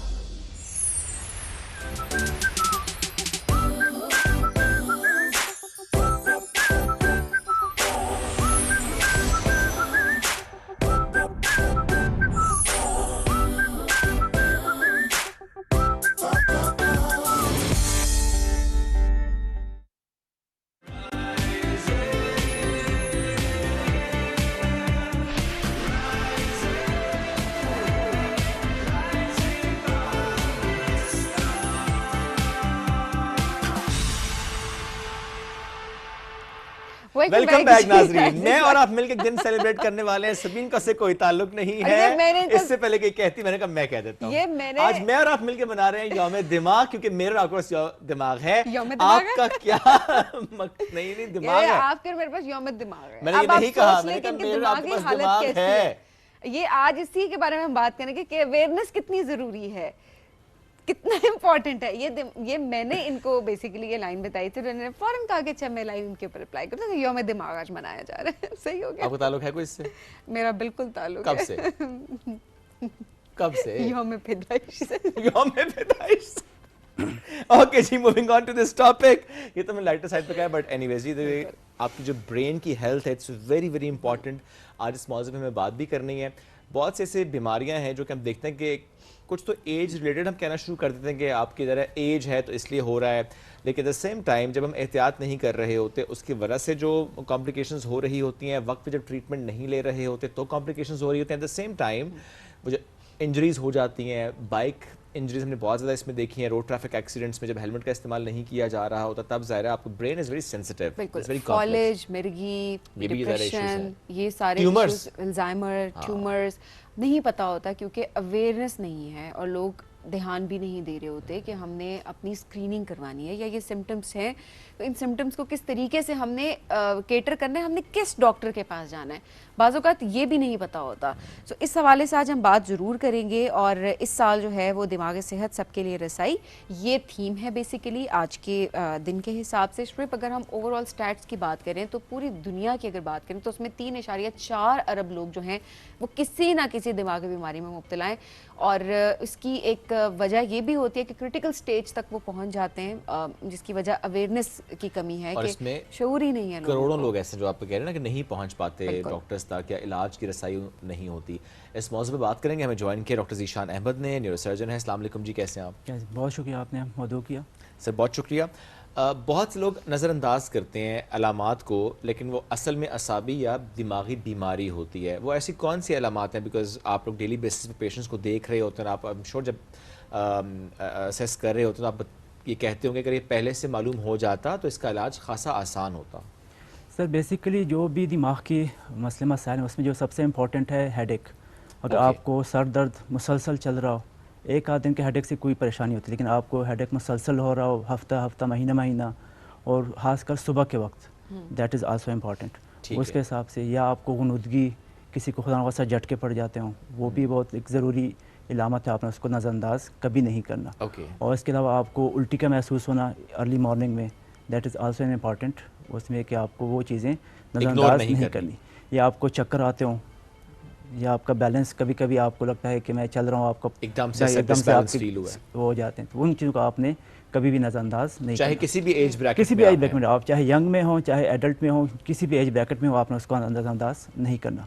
और सबसे इम्पॉर्टेंट जो है साथ विजन, अगर आपकी नज़र इनकेस कम हो रही हो तो उस सूरत में भी आपने उसको लाजमी है कि एक आंखों के डॉक्टर से और एक आपने दिमाग के डॉक्टर से उसको लाजमी चेकअप कराना है, क्योंकि बहुत सी ऐसी दिमागी बीमारियां हैं जिसकी वजह से भी आपकी नज़र मुतासर होती है, नज़र कम होती है, आप उसकी वजह से अंधा हो सकते हैं। सही। अच्छा डॉक्टर साहब ऐसे भी होता है कि बाज़ों का देखिए चक्कर आ गया, हम खुद भी बहुत बड़े डॉक्टर हैं ना, हमारा मसला है कि सेल्फ मेडिकेशन, सेल्फ डायग्नोसिस, हम नंबर 1 है हमारी कॉम में। चैट जीपीटी ने और काम खराब कर जो है वो दिया। हमारा सबसे बड़ा डॉक्टर है। सो अक्सर मैं ये देख रही होती हूँ कि सर दर्द अगर हो रहा है, खुद से दवाई उठाई, और वे एक ही दवाई है नेशनल मेडिसिन ऑफ पाकिस्तान, अगर उसको कहें तो गलत नहीं होगा, उसका इस्तेमाल किया जा रहा होता है बहुत ज़्यादा, उसके अलग नुकसानात होते हैं। और मैंने अक्सर लोग देखे हैं कि वो डॉक्टर के पास प्रॉपर्ली हो जाता है, हमें स्ट्रेस हो गया, हमें ये हो गया, लेकिन वो मुसलसल में देखते हैं सर दर्द का शिकार होते हैं। नज़र हो गया तो ठीक है, आपने डॉक्टर को चेक करवा लिया, बट किस डॉक्टर को चेक करवाना है वो आपको समझ भी नहीं आ रही होती। और इस तरह मल्टीपल, जिस तरह बैलेंस का आउट होना चाहिए, हमारे इलेक्ट्रोलाइट इम्बैलेंस हो गए। अब वो डॉक्टर हमारे पास आई थे, उन्होंने बताया कि इलेक्ट्रोलाइट इम्बैलेंस जो है इट्स एन मेडिकल इमरजेंसी, और लोग घर बैठे नॉर्मली हम इन टर्म्स का इस्तेमाल कर रहे होते हैं। तो क्या अवेयरनेस के पर्सपेक्टिव से मजीद क्या होना चाहिए ताकि लोग अपनी हेल्थ को, स्पेशली अपनी ब्रेन हेल्थ को सीरियसली लें? अवेयरनेस जो है ना हमारे माशरे में ओवरऑल थोड़ा सा इसका एक अलमिया है कि हम अपनी सेहत के हवाले से कभी भी वो हम उसको फर्स्ट प्रायोरिटी नहीं रखते। अब उसको हम कैजुअली लेते हैं कि लाइट मोड में, कि बस हो जाता है, बस पैनाडॉल ले लें, थोड़ा सा रेस्ट कर लें, नींद कर लें, चाय कॉफ़ी पी लें। जो प्रॉपर अवेयरनेस है कि कौन सी इलामात आपको हो रही हैं, तो आपने किस कंसर्न डॉक्टर के पास, जिसमें हमारी तालीम का भी एक अहम जुज़ है, और दूसरा है कि मुआशरे में अवेयरनेस, कि लोगों को कोई अवेयरनेस नहीं, किसी ने किसी को कोई नहीं बताया, ना कोई इस ख़ास में कोई सेमिनार हो रहे हैं, ना कोई इस पर मीडिया पे कोई इतनी ज़्यादा कोई अवेयरनेस है, ना हमारे सोसाइटी में कोई इतनी चीज़ें नहीं। क्योंकि दूसरा है कि जितनी भी हमारी ये बीमारियां हैं ख़ासकर दिमाग के हवाले से, तो इसको हमारे मुआशरे में ज़्यादातर लोग इसको तहमात के साथ भी वो कर देते हैं। किसी को खुदा न खास्ता झटके पड़ रहे हैं, कहते हैं इसको साया पड़ गया है, मुख्तलिफ जो हमारे बिलीव्स होते हैं उसके साथ उसको मिक्सअप कर देते हैं। तो इसके लिए मैं तो बस यही कि थोड़ा सा हमें ओवरऑल एज अ सोसाइटी इसके ऊपर काम करना चाहिए कि लोगों को अवेयरनेस हो, लोगों को थोड़ा सा आइडिया हो कि अगर आपको ये इलामात हो रही हैं, एक आध दफ़ा की इलामा से कोई प्रॉब्लम नहीं, लेकिन अगर मसलसल इलामात हो रही हैं तो फिर आपने कंसर्न जो न्यूरोफिजिशियन होते हैं दिमाग के, इनको कराना है। अच्छा डॉक्टर साहब, हम बेसिकली प्रिवेंशन पे भी बात नहीं कर रहे होते, और या हम रीजंस पे बात नहीं कर रहे होते। अच्छा ये बीमारी हुई है तो उसकी वजह क्या हो सकती है, क्या फैमिली में रन करती है, या क्या ऐसे फैक्टर्स है जो ट्रिगर कर सकते हैं। जो अभी कॉमन बीमारियां जो हम देख रहे होते हैं उस हवाले से हम चाहेंगे ज़रूर बात कीजिएगा कि उसके एक तो उसके सिम्टम्स क्या होते हैं, दूसरा उसका कॉज क्या है। सबसे पहले फॉलेज, ये फॉलेज क्यों होता है? मैडम फॉलेज जो है ना, इसकी बुनियादी तौर पे दो किस्में हैं। एक में ये होता है कि जो हमारे दिमाग की जो रगें होती हैं वो ब्लॉक हो जाती हैं, और दूसरा जो होता है उसमें खुदा ख्वास्ता दिमाग में रग लीक हो जाती है, ब्लीडिंग हो जाती है। दोनों ही फॉलेज होते हैं। लेकिन जो जिसका आप क्योर कर सकते हैं, जिसको आप प्रिवेंट कर सकते हैं, वो है जिसकी रग बंद हो जाती है उसको। उसमें ये कि अगर आपको इलामात शुरू हो गई हैं, आपका चेहरा सुन्न हो रहा है या आपका जिस्म एक साइड कमज़ोर हो रही है, तो उस टाइम आपने फ़ौरन मुतल्लिका करीबी अस्पताल में जाके आपने चेकअप कराना है। क्योंकि इसमें जो सबसे इम्पॉर्टेंट है वो है कि आप जितनी जल्दी हेल्थ केयर फैसिलिटी पहुँचते हैं उतनी ही जल्दी आपका रिस्पांस और आपकी ट्रीटमेंट बेहतर हो पाएगी। जिसे गोल्डन आवर कहते हैं, जिसे गोल्डन आवर कहते हैं। तो क्या ये स्ट्रेस की वजह से होता है, या अक्सर होता है लोग ये कहते हैं अच्छा गर्म सरद हो गया एंड ऑल दैट, ये जनरली जो हम अपने परसेप्शंस होते हैं। स्ट्रेस भी एक फैक्टर है, क्योंकि स्ट्रेस की वजह से क्या होता है कि आपका आसाबी उसमें रहते हैं, ब्लड प्रेशर आपका डिस्टर्ब रहता है, आपकी उनकी प्रॉब्लम आती है, तो वो एक फैक्टर है उसमें कि जो कि इसको कॉज कर सकता है। लेकिन शॉक जब किसी को लगता है, किसी भी ऐसे बैड न्यूज़ की सूरत में भी हम देखते हैं कि सिचुएशन ऐसी हो जाती है, हम ये समझ रहे होते हैं कि वो जो शॉक था या जो बैड न्यूज़ थी उसकी वजह से ये हो गया। हालांकि ज़ाहिर है उसकी पूरी एक हिस्ट्री होती है, आपकी जो ओवरऑल हेल्थ कंडीशन होती है वो ऐसी होती है कि आप बर्दाश्त नहीं कर पाए। आपकी जो होती है ना, जो उसकी बर्दाश्त करने की जो सलाहियत होती है वो कम हो जाती है। और जब भी खुदा न ख्वास्ता अचानक से खुशी की खबर या अचानक से गम की कोई शदीद खबर, तो आपके जो दिमाग की जो प्रोसेसिंग होती है ना उसको स्टर्न कर देती है। ठीक है, आप उस प्रोसेस को एक्सेप्ट नहीं कर पाते, क्योंकि आपको नहीं पता कि ये हो सकता है। बिल्कुल ठीक है। तो वो थोड़ा सा आपको उस वक्त आप मॉनिटरली शॉक में चले जाते हैं, थोड़ा सा एंग्जाइटी डिप्रेशन में, उसकी वजह से वो। तो उसके ब्लड प्रेशर की वजह से फिर ये इशू हो जाता है। उसके बाद फिर ब्लड प्रेशर आपका अप डाउन हो जाता है, तो उसकी वजह से फिर आपके दिल की वसाइल भी पुराने चल रहे होते हैं, वो भी इसको इफेक्ट कर रहे होते हैं साथ साथ। ओके, तो उसकी वजह से फिर आपको अचानक से उसके इलामात की फालिज हो गया, ये चीज़ें उसके साथ हो जाती हैं। ब्लड प्रेशर के हवाले से प्लीज़ बताइएगा, गाइड कीजिएगा कि बहुत से लोग जिनको ब्लड प्रेशर का इशू होता है लेकिन उनको यही नहीं मालूम कि अगर ब्लड प्रेशर का इशू है तो हमें लाइफ लॉन्ग मेडिकेशन की तरफ जाना है। वो ये समझते हैं कि आज ब्लड प्रेशर ऊपर होगा तो मेडिसिन ले लूँगा, कल ठीक है तो कल नहीं लूँगा, दिल किया तो मेडिसिन ले ली, दिल किया तो मेडिसिन नहीं ली। ये हमारे ज़्यादातर मरीज़ों का यही मसला है कि वो ब्लड प्रेशर को कहते हैं कि बस एक वक्त की दवाई ले ली, बस ठीक हो गया, बस ख़त्म। हालांकि ब्लड प्रेशर जो है ये एक ख़त्म होने वाली बीमारी नहीं है, इसको आपने मैनेज करना होता है। उसमें आपने लाइफस्टाइल मॉडिफिकेशन, डाइट और साथ में मेडिकेशन, ये आपने लाइफ लॉन्ग ये आपने चीज़ें ताकि आप उसे मैनेज कर सकें। आपने उसको बस कंट्रोल में रखना है, मैनेज रखना है। बिल्कुल ठीक है। आप ये नहीं कह सकते कि मैं ब्लड प्रेशर को ख़त्म कर दूंगा, ये कर दूंगा, वो तकरीबन फ़िलहाल आजकल मुमकिन नहीं है। ओके, आपने सिर्फ इसको मैनेज कर सकते हैं।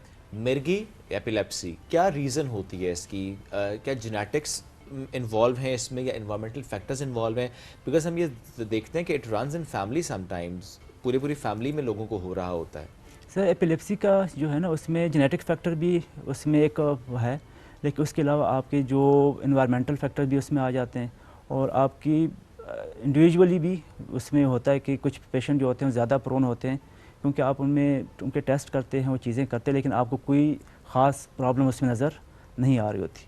तो वो तो उसमें जो दिमाग में जो केमिकल बैलेंस होता है वो थोड़ा सा डिस्टर्ब होता है, उस वजह से वो चीज़ें होती हैं। ओके, डिप्रेशन ये हमारी दिमागी सेहत को कितना मुतासर करता है, और इससे कौन कौन सी बीमारियां हैं जो जन्म लेती हैं? डिप्रेशन हमारे दिमाग को ना नेगेटिवली इफ़ेक्ट करता है। जितना आप डिप्रेशन में जाएंगे उतना ही आपकी जो सोचने समझने की सलाहियत है, अच्छा करने की सलाहियत है, अपने आप के साथ अच्छा करने और फैमिली के साथ और माशरे के साथ, वो सलाहियत आपकी कम हो जाती है, और आप कुछ नया सीखना वो अवॉइड कर देते हैं, कोई नया ट्राई करना वो चीज़ें छोड़ देते हैं, और ओवरऑल आपकी जो जब आप डिप्रेशन में होते हैं या तो आप कम खाएंगे या आप ज़्यादा खाएंगे, आप कम सोएंगे या ज़्यादा सोएंगे, तो बिल्कुल आपकी रूटीन एक प्रोडक्टिविटी को आपको सीवियरली इफेक्ट करता है। ओके, हम अक्सर भूल जाते हैं। अम्मी ने 4 चीज़ें बताई थी लेकर आनी है, मैं 2 लेकर आया, 2 मैं भूल गया। ये क्यों होता है? एट द सेम टाइम हम अक्सर बात करते करते ब्लैंक हो जाते हैं, जो बात हमें करनी होती है। इवन हम शो करते हुए मैं और सबीन समटाइम्स ये होता है जोन आउट हो जाते हैं। ये क्यों होता है? इसमें सर हमारा जो मेन ब्रेन का जो प्रोसेसिंग हो रही होती है ना, उसमें थोड़ा सा हम हो जाते हैं, क्योंकि अभी ब्रेन का ये ना कि आप एक प्रोसेस में चल रहे हैं तो you are carry on with it, लेकिन जब भी आप एक प्रोसेस कर रहे हैं और उसके दरमियान में कोई दूसरी बात जहन में आ जाती है, तो जो साइकिल होता है, प्रोसेस होता है, उसमें ब्रेक आ जाता है। ओके। तो जो ब्रेक आ जाए तो फिर आप दोबारा सर्च कर रहे होते कि मैं कौन सी बात के हवाले से मैं कर रहा था या कौन सी चीज़ मेरे माइंड में थी, तो जो 2-3 चीज़ें मिक्सअप हो जाती है ना, वो ये प्रॉब्लम दिमाग में डिफरेंट टैब्स खुल जाते हैं। डिफरेंट टैब, तो आप एक टैब में होते हैं और दूसरे टैब में आप उसको सर्च कर रहे होते हैं। फोकस की एक्सरसाइजेज होती है, अक्सर बताई जाती है, मेंटल एक्सरसाइजेज, वो बड़ी इंपॉर्टेंट होती है। कोई एक्सरसाइज बता भी दें, बल्कि फोकस इंप्रूव करने के लिए, कोई जोन आउट ना हो, भूले ना, फोकस ये ना हो कि इस्त्री उठाए फ्रिज में रख दे, क्या करें? नहीं, ये तो बिल्कुल नॉर्मल सी हो चीज़ है, लेकिन फोकस जो आपने करना है ना, उसके लिए कि जितनी भी आपकी मेंटल एक्सरसाइजेज हैं, चेस वगैरह हो गई, ये आप गेम इंपॉर्टेंट हैं, जितनी मेंटल गेम्स हैं वो आप करें। ओके, तो चेस से आपकी मेंटल हेल्थ बेहतर होती है?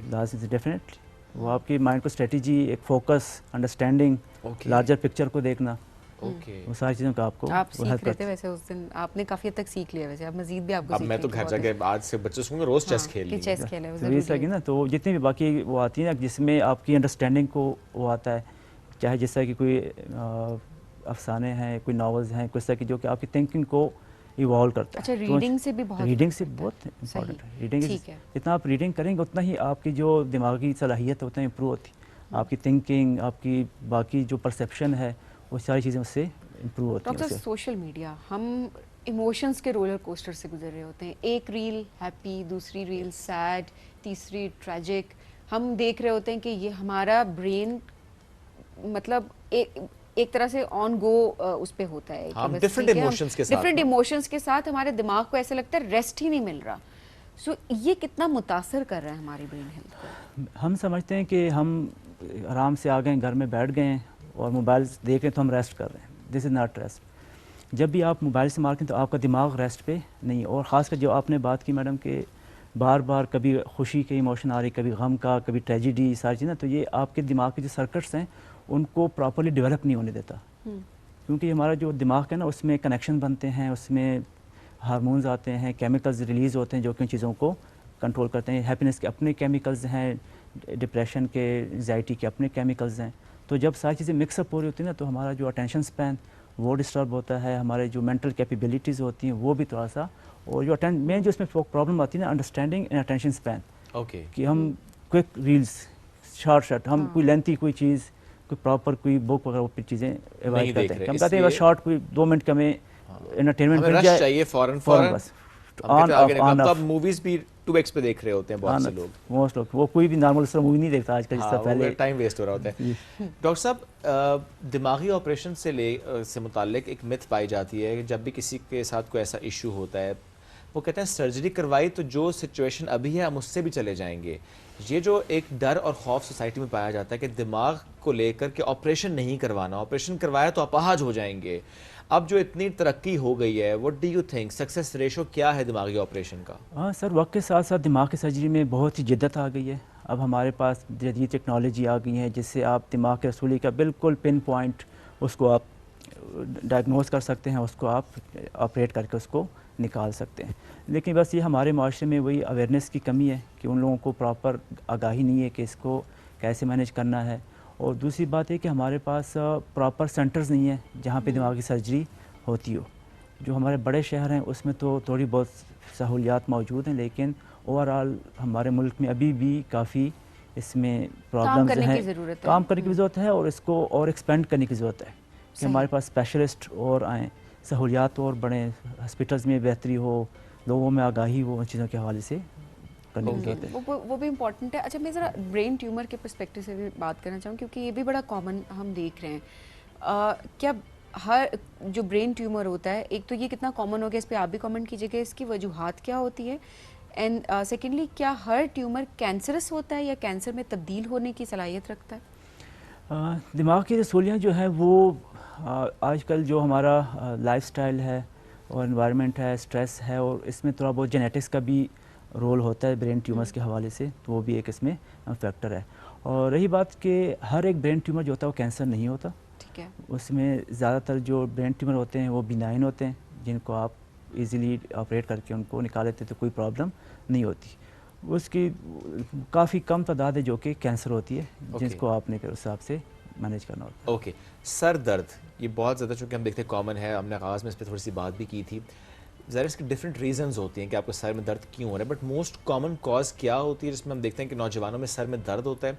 और जो सर पे आजकल एक कॉन्सेप्ट है जी, आप वो कोई कैप है पहन लें, वो टाइट कैप होती है, उसमें जेल होती है तो बेहतर हो जाता है, या आप लेट जाएं, या आप अपने पैरों को ठंडे पानी में रख लें। ऐसे बहुत से टोटके भी हम कर रहे होते हैं, या फिर वो जो नेशनल गोली ऑफ पाकिस्तान है उसका इस्तेमाल कर लेते हैं। क्या बेहतर होता है इसमें? सर दर्द की जो मेन वजूहत आजकल जो सबसे ज़्यादा कॉमन है वो टेंशन की वजह से जो है सर में दर्द होता है, और दूसरा माइग्रेन। ये दो चीज़ें जो है ना बहुत कॉमन हमारी सोसाइटी में आजकल पाई जाती हैं। तो इनका जो मेन इलाज है वो ये कि आप स्ट्रेस से थोड़ा सा उसको अपना मैनेज करें, अपनी एक्सरसाइज थोड़ा सा करें, थोड़ा सा अपने मूड को अच्छा रखें, अच्छे लोगों में पॉजिटिव फैक्टर को आपने अवॉइड करना है। तेज़ शोर से, anxiety, sudden good news, bad news, इन चीज़ों से अपने आप को, और तो स्लीप और रेस्ट और डाइट, ये आपकी अपनी डाइट अच्छी रखें, एक्सरसाइज करें और रिलैक्स रहने की कोशिश करें। टेंशन तो आसपास होती है समहाउ, लेकिन हमें मैनेज करना होता है। डॉक्टर साहब बहुत चुके साथ मौजूद थे, इस दिन की मुनासबत से हम बात कर रहे थे ओवरऑल कैसे आपने अपनी हेल्थ का ख्याल रखना है, बिलखुसूस ये brain, that is the most important part of your body, जो कि कंट्रोल करे आपकी पूरी बॉडी को, हर ऑर्गन को, उसका कैसे अपना ख्याल रखना है। ब्रेक की तरफ बढ़ेंगे, ब्रेक से वापस आएंगे, रहिए साथ। ये है rising Pakistan.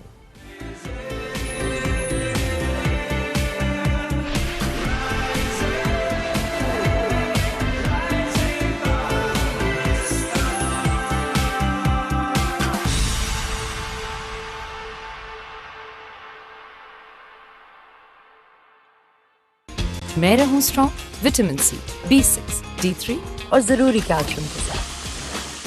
CAC 1000+। Take care of yourself. तमाम दवाएं बच्चों की पहुंच से दूर रखें। तबीयत ज्यादा खराब हो तो डॉक्टर से रुजू करें। दवा के इस्तेमाल से मुज़िर असरात की सूरत में इत्तला मुताल्लिका कंपनी और ड्राप को दें।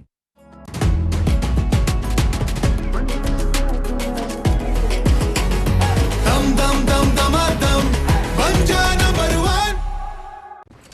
अहमद बेटा चलो उठ जाओ। मम्मा, हाँ पेट में बहुत दर्द है। कैविटी है क्या? मैं स्कूल कैसे जाऊंगा? आज फिर स्कूल छोड़ो। ओके मम्मा। तुम ना एक्टिंग स्कूल जाओ, अच्छी कर लेते हो ड्रामेबाज। हर माँ जानती है कि कोलगेट मैक्सिमम कैविटी प्रोटेक्शन का फ्लोराइड और कैल्शियम बूस्ट दे पूरे 24 घंटे तक कैविटी से हिफाजत।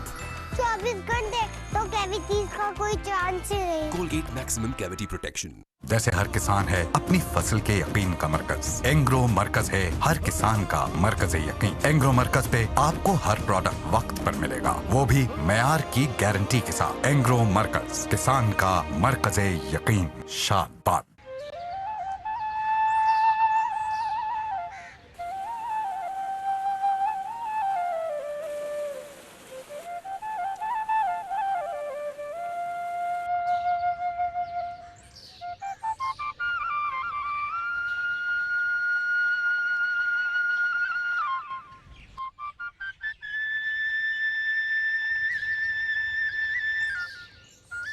हिंद को ज़बान कदीम ज़बानों में से एक ज़बान है। ना सिर्फ हज़ारा डिवीज़न में बोली जाती है बल्कि पेशावर में भी और कश्मीर के भी बहुत से अज़ला हैं जहाँ पर यह ज़बान बोली जाती है।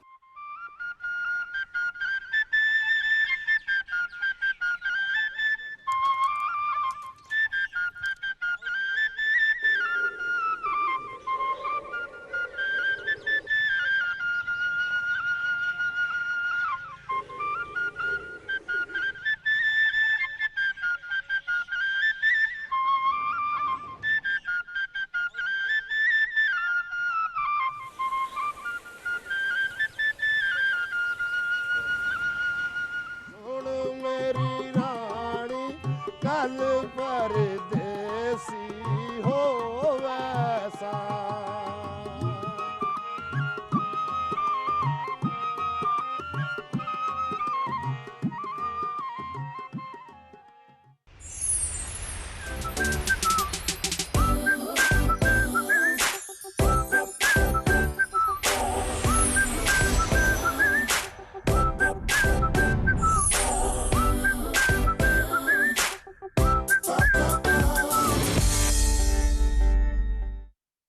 कोकाफ में एक शहजादा रहा करता था। पर उसका सबसे बड़ा मसला था किसी दोस्त का ना होना। मैं तुम्हें उसकी और बहुत सी बातें बताता हूँ। मैंने फैसला कर लिया है कि मैं शहजादे से मिलकर ही रहूंगा। हम बस ऐसे ही उड़कर उसके पास तो नहीं पहुँच सकते ना। कहानी का इख्तिताम सुने बगैर। वाह, ये सब दास्तानें हैं, अजनबी सैयारों की कहानियाँ, जिन्हें सच की कदर हो उनके लिए सितारे कभी खामोश नहीं होते। मैं तुम्हें ढूंढने के लिए आ रहा हूँ। मगर हम उसे ढूंढेंगे कैसे? तुमने परिंदों के गौल के साथ सफर किया था, क्या तुम सब कुछ भूल गए हो? तुम्हें इस गुस्ताखी की सजा मिलेगी। मिस्टर प्रिंस, रुक क्यों गए? चलो भागो। चलो अब सितारों को आजाद करवाएं।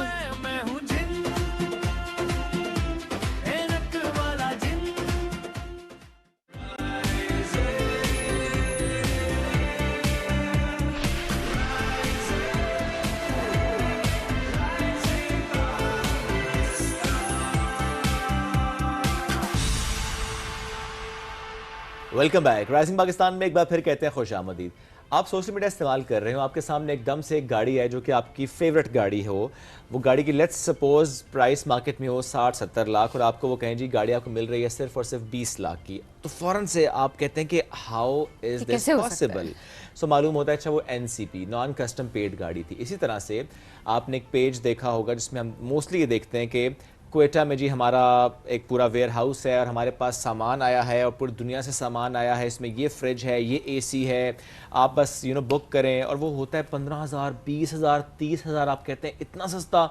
सो बहुत से लोग लालच कर जाते हैं, would say this word actually, वो बुक कर लेते हैं। उसमें वो कहते हैं जी आपको पहले प्राइस पे करनी होगी और उसके बाद वो सामान मोस्टली नहीं आ रहा होता है। इसके साथ साथ कभी अपने ऑनलाइन ख़रीदारी करते हुए किसी अगर और मुल्क से कोई चीज़ मंगवाई है, कोई आपको कॉल करके कहता है कि आपका सामान तो आ गया लेकिन कस्टम क्लियरेंस नहीं हुई है, इसमें आपको पे करना होगा इतना, तो इसमें क्या मामलात होते हैं, आज इस सारे मौजूद हम गुफ्तगू करेंगे। हमें ज्वाइन किया है बासित मकसूद अब्बासी साहब ने, चीफ कलेक्टर कस्टम्स इन्फोर्समेंट हैं, उनको हम वेलकम करेंगे। अस्सलाम वालेकुम जी सर, कैसे हैं? सर बहुत शुक्रिया।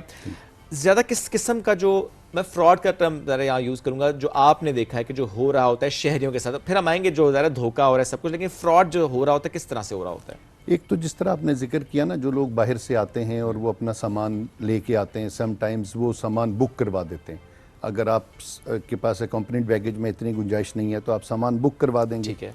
अब फिर उसके बाद आपको कॉल आएगी एयरपोर्ट से या किसी भी जगह से कि जी वो हम एयरपोर्ट से बात कर रहे हैं और आपके ऊपर सामान के ऊपर इतनी कस्टम्स ड्यूटी है।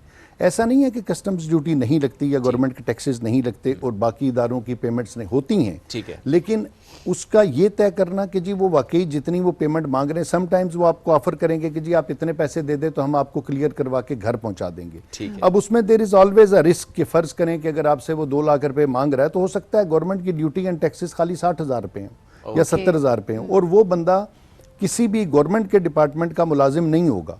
वो हो सकता है जो प्राइवेट लोग वहाँ पे काम कर रहे हैं, जो टर्मिनल्स में डिफरेंट किस्म की और जो प्राइवेट एंटिटीज़ हैं उनके साथ किसी की उसकी बातचीत हो। तो आप ये जो हमारे सिटीजन हैं इनके लिए ज़रूरी है कि ये हमेशा वेरीफाई कर लें किसी भी हमारे तमाम जो गवर्नमेंट के डिपार्टमेंट से और इंक्लूडिंग कस्टम्स। एयरपोर्ट्स पे वहाँ पे पैसेंजर फैसिलिटेशन काउंटर बने हुए हैं, हमारा जो एयर फ्रेट यूनिट है आप वहाँ पे जा सकते हैं, वहाँ पे रिसेप्शन पे ही आपको बेसिकली वो बता देंगे, गाइड कर देंगे कि जी आप यहाँ जाएं और आपको ये एटलीस्ट अंदाज़ा हो जाएगा कि जी हमारी सामान पर ड्यूटी टैक्सेस गवर्नमेंट के जो हैं वो कितने हैं और हमने कितने अदा करने। बिल्कुल ठीक है। और जो दूसरा फ्रॉड जिसका आपने जिक्र किया कि जो वेबसाइट वाला है या जो लोग व्हाट्सएप ग्रुप आपको एक मैसेज आया पॉप इन होता होगा कि जी नॉन कस्टम पेड चीज़ें ख़रीदने के लिए रब्ता करें। अब इसमें मोस्टली यानी हमने काफ़ी लोग पकड़े भी हैं, काफ़ी सारे इस किस्म के बस्ट भी किए हैं, बट स्टिल ये एक ऑन गोइंग प्रोसेस है और लॉ इन्फोर्समेंट एजेंसीज़ और इनके दरमियान एक वो चलती रहती है। लेकिन बात यह है कि हर बंदे को खुद ये सोचना चाहिए कि जब आप किसी बगैर क्रेडिबिलिटी के आप उसको पेमेंट ऑनलाइन ट्रांसफ़र कर रहे हैं, अगर तो कोई वेबसाइट ऐसी है या कोई ऐसा इदारा है जो नोन है, वेल रिप्यूटेड है, कोई कंपनी है जो कि आपको सामान देती है और आप उसको ऑनलाइन पेमेंट करते हैं आपको पहुंच जाता है तो ठीक है। लेकिन अदरवाइज अननोइंगली इस तरह बिल्कुल ही किसी उसको आप पेमेंट कर देंगे तो वो आप जैसे हज़ारों लोगों से वो नंबर यूज़ करके या सैकड़ों लोगों से कुछ पेमेंट्स ले लेगा, उसके बाद नंबर बंद करके भाग जाएगा। क्यों अक्सर ऐसे फ्रॉड्स क्योंकि हमने देखे भी हैं, जी। थ्रू आउट हो रहे होते हैं हमारे इर्द गिर्द, बट ध्यान उसके ऊपर नहीं दिया जा रहा होता। तो किसी इंडिविजुअल को कभी पैसे सेंड ना करें, नो मैटर व्हाट, जितनी अच्छी रेपुटेशन हो, कंपनीज को आप कर सकते हैं। जी बिल्कुल, मतलब कंपनीज वेल रिप्यूटेड। अब आप जानते हैं कि जैसे फैशन इंडस्ट्री में, कपड़ों में ब्रांड्स होते हैं, डिफरेंट ब्रांड्स हैं, लेकिन आपको तो वो बंदा ऑफर कर रहा होता है कि जी हमारे पास स्मगल चीज़ें मौजूद हैं, नॉन कस्टम पेड और इंतहाई कम प्राइस। अब मुझे आप ये बताएं कि आईफोन को अगर आपको कोई कह रहा है कि 80,000 रुपये में, आईफोन तो एप्पल कंपनी 80,000 रुपये में नहीं दे सकती किसी को, मतलब कोई बंदा कैसे दे सकता है नॉन कस्टम पेड। और इन फोन्स पे ख़ास तौर पर फोन्स पे उस तरह कस्टम ड्यूटी है ही नहीं, वो पीटीए के चार्जेस हैं, वो टैक्सेस किसी और तरीके से प्रोसेस होते हैं। अब ऑनलाइन आपने पेमेंट करनी होती है और उसके बाद आपका फ़ोन ऑन होता है, और जब तक वो नहीं होगा पीटीए के उस प्रोसेस से आपका फ़ोन आप काम में नहीं ला सकते। ऐसा ही है। तो अब हाउ इट इज़ पॉसिबल कि आपको मार्केट में जो फ़ोन या जो एप्पल कंपनी या जो सैमसंग है वो वहाँ 5 लाख रुपए का दे रहे हैं और टैक्सेस के साथ वो 6 लाख का है या 4 लाख का है और वो आपको 50,000 रुपये मिल जाए, इट इज़ अनथिंकेबल। तो थोड़ा सा मतलब इसमें कॉमन सेंस भी यूज करनी चाहिए कि ऐसी चीज जो मुमकिनात में से नहीं है वो कैसे हो सकती है। लेकिन वो एंड में लालच आ जाता है ना, जैसे रश्मि ने पहले जिक्र किया कि हम फौरन लालची हो जाते हैं कि अच्छा ये तो सस्ती चीज मिल रही है, और वो भी वैसे सोचने की बात है इतनी सस्ती आपको कैसे मिल सकती है। तो सस्ती और इम्पोर्टेड, फिर उसमें एक वो एक्स्ट्रा एलिमेंट डाल देते हैं कि इम्पोर्टेड। अच्छा, इसमें यह भी है कि कुछ चीजें ऐसी हैं जो उन्होंने लोकल बना के उसके ऊपर भी स्टैंप लगा के, तो वो इसमें भी ये कर रहे होते हैं। तो इट इज़, और ख़ास तौर पे ये जो इस किस्म का जो फ्रॉड है कॉस्मेटिक्स में बहुत ज़्यादा होता है, और ये जो ऐसी प्रोडक्ट्स हैं, शैम्पू हो गई या इस किस्म की चीज़ें, समटाइम्स वो एक्चुअल में नहीं होती हैं। और इसीलिए हम ये कहते हैं कि आप जब भी मार्केट जाएं तो एज अ रिस्पॉन्सिबल सिटीज़न आप कोशिश ये करें कि आप जिस बड़ी शॉप से भी सामान ले रहे हैं, इवन इस्लामाबाद, पिंडी, लाहौर, कराची जो बड़े शहर हैं हमारे, तो वहाँ कम से कम ये इंश्योर करें कि ये सामान लीगली इम्पोर्टेड है। गवर्नमेंट ने रेगुलेशंस इशू किए हुए, उस रेगुलेशन के मुताबिक जो भी इंपोर्टेड चीज़ आएगी, चाहे वो खाने पीने की भी हो, उसके ऊपर कंटेंट्स लिखना ज़रूरी है। उसके ऊपर उर्दू में उसके कंटेंट्स होने चाहिए, उसके ऊपर हलाल की सर्टिफिकेशन होनी चाहिए, ये चीज़ें मौजूद हैं।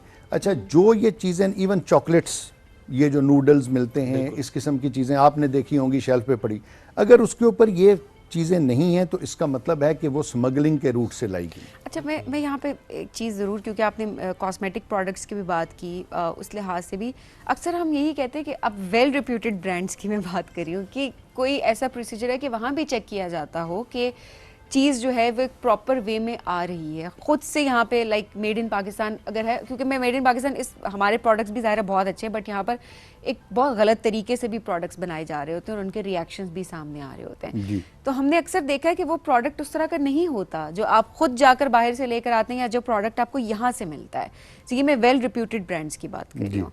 इसमें कैसे मेक श्योर किया जाए, या इतना चेक एंड बैलेंस होता है और हमारा वहम होता है? ये देखिए, नहीं बात यह है कि चेक एंड बैलेंस तो गवर्नमेंट के तमाम एजेंसीज की तरफ से होता है, लेकिन ये तो एक अजल से एक चपकलिश चली आ रही है ना। बदी और नेकी की जंग तो ख़त्म हो नहीं सकती, मतलब ये तो चलती रहेगी जब तक ये दुनिया है।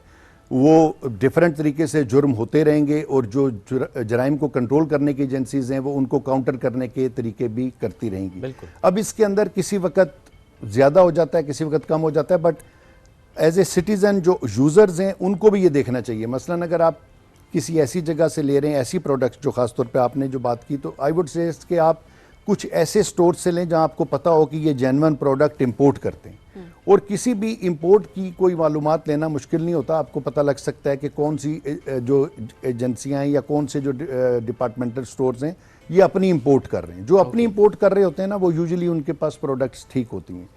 और बाकी जो आप अगर किसी जगह से, अगेन वही प्राइस का चक्कर है कि अगर कोई चीज़ 2,000 रुपये की है और वो कहीं से आपको 1,500 की मिल रही है, तो आप वो आपको कहेगा कि जी ये हमारे पास ज़्यादा आ गई, हमने आपको सेल में डाल दी। नहीं, मतलब why would he offer you, मतलब क्या ऐसी चीज़ है कि मुझ में ऐसा क्या लगा हुआ है कि जी मैं जाऊँ और 2,000 रुपये की चीज़ वो मुझे 1,500 रुपये में, ऐसा हो नहीं सकता। तो इसलिए थोड़ा सा सोचना चाहिए। और इस पे जो ईटेबल्स हैं उस पर तो मैं एक और बात करूंगा कि जो हेल्थ के लिए बहुत ज़्यादा इसके असरात हो सकते हैं। इस पे ये तक नहीं लिखा होता एक्सपायरी डेट क्या है। जी, और जो रेगुलर इंपोर्ट होती है ना, उसके अंदर हेल्थ की सर्टिफिकेशन ज़रूरी है। अब ये जिस रूट से गुजर के आ रही होती है, कभी आप वो देख लें वीडियो क्लिप्स में कि जिन जिन रास्तों से ये गुजर के आ रहे होते हैं, वहाँ तो हेल्थ के कंसर्न्स का देखना या सर्टिफिकेशन। अच्छा, फिर दूसरी बात यह है कि ये जो स्मगलिंग की चीज़ें किसी एक ने ख़रीद ली किसी खास क्वांटिटी में, अब जब तक उसकी बिकेगी नहीं, फर्ज करें उस रूट पे सख्ती है या कोई ऐसी चीज़ है वो नहीं ला पा रहा, वो छुपा छुपा के उसने लाना है, तो वो हो सकता है कि वो जो प्रोडक्ट उसने खरीदी है जिसकी 6 महीने की एक्सपायरी थी, वो अगले 1.5 साल तक उसको बेच ही नहीं सका। बिल्कुल। लेकिन वो ये नहीं करेगा कि वो उसको तल्फ कर देगा कि जी ये वो बेचेगा, वो चाहे 3 साल बाद भी बेचेगा। उसने क्या करना है, उसने एक उसने मिटा देना है, उसने कोई चीज़ चेंज करनी है और उसने उस चीज़ से, और वो जिस प्रोसेस से गुजर के आई होती है, मसलन स्किम्ड मिल्क है या इस किस्म की प्रोडक्ट्स हैं, इसके लिए कुछ चीज़ों के लिए खास किस्म का टेम्परेचर चाहिए होता है जी, बिकॉज हम देखते हैं कि डेयरी प्रोडक्ट्स ईरान से बहुत ज़्यादा स्मगल भी हो रहे होते हैं, ज़रा एक प्रॉपर रूट से भी आ रही होती है। बिल्कुल। अब उस पर लिखा ही नहीं होता, और जिस तरह से वो रखे होते हैं, आई वाज शॉक्ड कि जिस टेम्परेचर में इसको रखा हुआ है ये कैसे इस्तेमाल होगा, बट लोग ले रहे होते हैं। जी, तो वो इसीलिए जो इस किस्म की चीज़ें वो तो आप इस अकाउंट पे भी रिजेक्ट कर दें, और उसके बजाय जैसे इन्होंने बात की कि आप जो लोकल कोई बनी हुई चीज़ है वो आप खरीद लें, और वो ज़्यादा बेहतर होगी। कम से कम उसका ये तो पता होगा कि ये फ्रेश है, ये बनी हुई है, इसका जो बेसिक स्टैंडर्ड्स हैं वो पूरे हैं। उसका तो ये नहीं पता कि वो किस रास्ते से गुजर के आई है, किस इन्वायरमेंट से गुजर के आई है, और प्लस कितने अरसे की पड़ी हुई है। तो ये एक्सपायर्ड होती हैं समटाइम्स, पता नहीं होता आपको। अगर किसी के साथ ऐसा कोई फ्रॉड हो जाए, मैं भी एक्सपायरी के अलावा बात करूँगी, जैसे आपने किसी पेज से कोई ऑर्डर कर दिया और मालूम हुआ कि फ्रॉड था, आपने पैसे भी दे दिए, so what is the way, हम कहाँ पे रिपोर्ट कर सकते हैं, और ऐसे पेजेस के खिलाफ क्या एक्शन होता है? देखिए, वो तो गवर्नमेंट का एक इदारा है, पहले FIA के पास था, NCCI के पास है, आप उसी को रिपोर्ट करेंगे। जो भी ऑनलाइन या साइबर क्राइम का फ्रॉड होगा वो उसी को रिपोर्ट करेंगे। हाँ, एडिशनली आप जैसे आपने पेज का जिक्र किया, कोई कहता है कि जी कस्टम्स की नॉन कस्टम पेड चीज़ें दस्तयाब हैं, सस्ती हैं, फलाना पेज चल रहा है, तो उसकी रिपोर्ट आप हमें भी कर सकते हैं। वो हमारी फॉर्मेशन को भी, और हमने ऐसे कई लोग पकड़े भी हैं, मतलब किसी ने लगा दिया कि जी मेरे पास सिगरेट मौजूद हैं, स्मगल सिगरेट, और मैं इतने सस्ते दे रहा हूँ या दे सकता हूँ, पहुँचा सकता हूँ, तो ऐसे कुछ लोगों को हमने पकड़ा भी है। तो एडिशनली आपके साथ अगर फ्रॉड हो गया है या किसी नंबर से आपको कोई ऐसी चीज़ आई है कि जिस पे आपको लग रहा है कि आपके साथ ऑनलाइन फ्रॉड होगा, तो वो तो आप NCCI को भी रिपोर्ट कर दें, और साथ में एडिशनली हमें भी कस्टम्स की खासतौर पे इन्फोर्समेंट फॉर्मेशन को ज़रूर रिपोर्ट कर दें, सो दैट कि हम भी अपने फॉर्मेशंस को कह सकें कंसर्न को, और उसके खिलाफ कोई एक्शन अगर हो सकता है तो हम उसको प्रिवेंट कर सकें, बजाय इसके कि वो किसी के साथ फ्रॉड कर दे। ओके, शहरों में मौजूद NCP गाड़ियाँ, कितना हमने एक्शन किया इसके खिलाफ, और स्टिल क्या मौजूदगी है उनकी? जी, मौजूदगी तो है, ज़ाहिर है जो गाड़ियाँ पकड़ी जा रही हैं वो तो हैं, लेकिन हमने बहुत, यानी इस सैकड़ों की तादाद में इस साल भी गाड़ियाँ पकड़ी जा रही हैं, पिछले साल भी पकड़ी गई हैं। और वो NCP गाड़ियों का अगेन इशू ये है कि वहाँ गवर्नमेंट के जो ड्यूटी टैक्सेस हैं जो इम्पोर्टेड गाड़ियों पे हैं वो काफ़ी ज़्यादा हैं। ठीक है। अब उस वजह से वो एक अट्रैक्टिव ऑफर बन जाती है किसी के लिए भी, और ख़ास तौर पे आपने देखा होगा जो एक ट्रेंड सा बन गया कि जी जापानी गाड़ी है, जर्मनी की गाड़ी है, तो जो बड़े ब्रांड्स हैं, टोयोटा लैंड क्रूजर्स हो गई, प्राडो हो गई, ये BMW वगैरह, तो वो इस वजह से अब एक बंदा ये सोचता है कि यार मैं तो ये गाड़ी अगर लीगली इंपोर्टेड खरीदूंगा तो शायद 2 करोड़ रुपए की होगी, मैं यूज़ नहीं कर सकता, तो अगर मुझे 50-60 लाख रुपए की मिल रही है तो मैं यूज़ कर लूँ। लेकिन उसके अंदर जो उनको लालच दिया जाता है, उस पर हमेशा ये लोग, हमारे जो सिटीजन्स हैं ना, इनको ये देखना चाहिए कि एक तो आप एक इलीगल चीज़ कर रहे हैं, मुल्क के कवानीन के ख़िलाफ़ है। अगर आप पकड़े गए तो ना सिर्फ यह है कि आपकी गाड़ी जाएगी, बल्कि आपके खिलाफ भी कार्रवाई होगी, क्रिमिनल प्रोसीडिंग्स होंगी, और जो एक उसका अपना एक इम्पैक्ट आपको भुगतना पड़ेगा।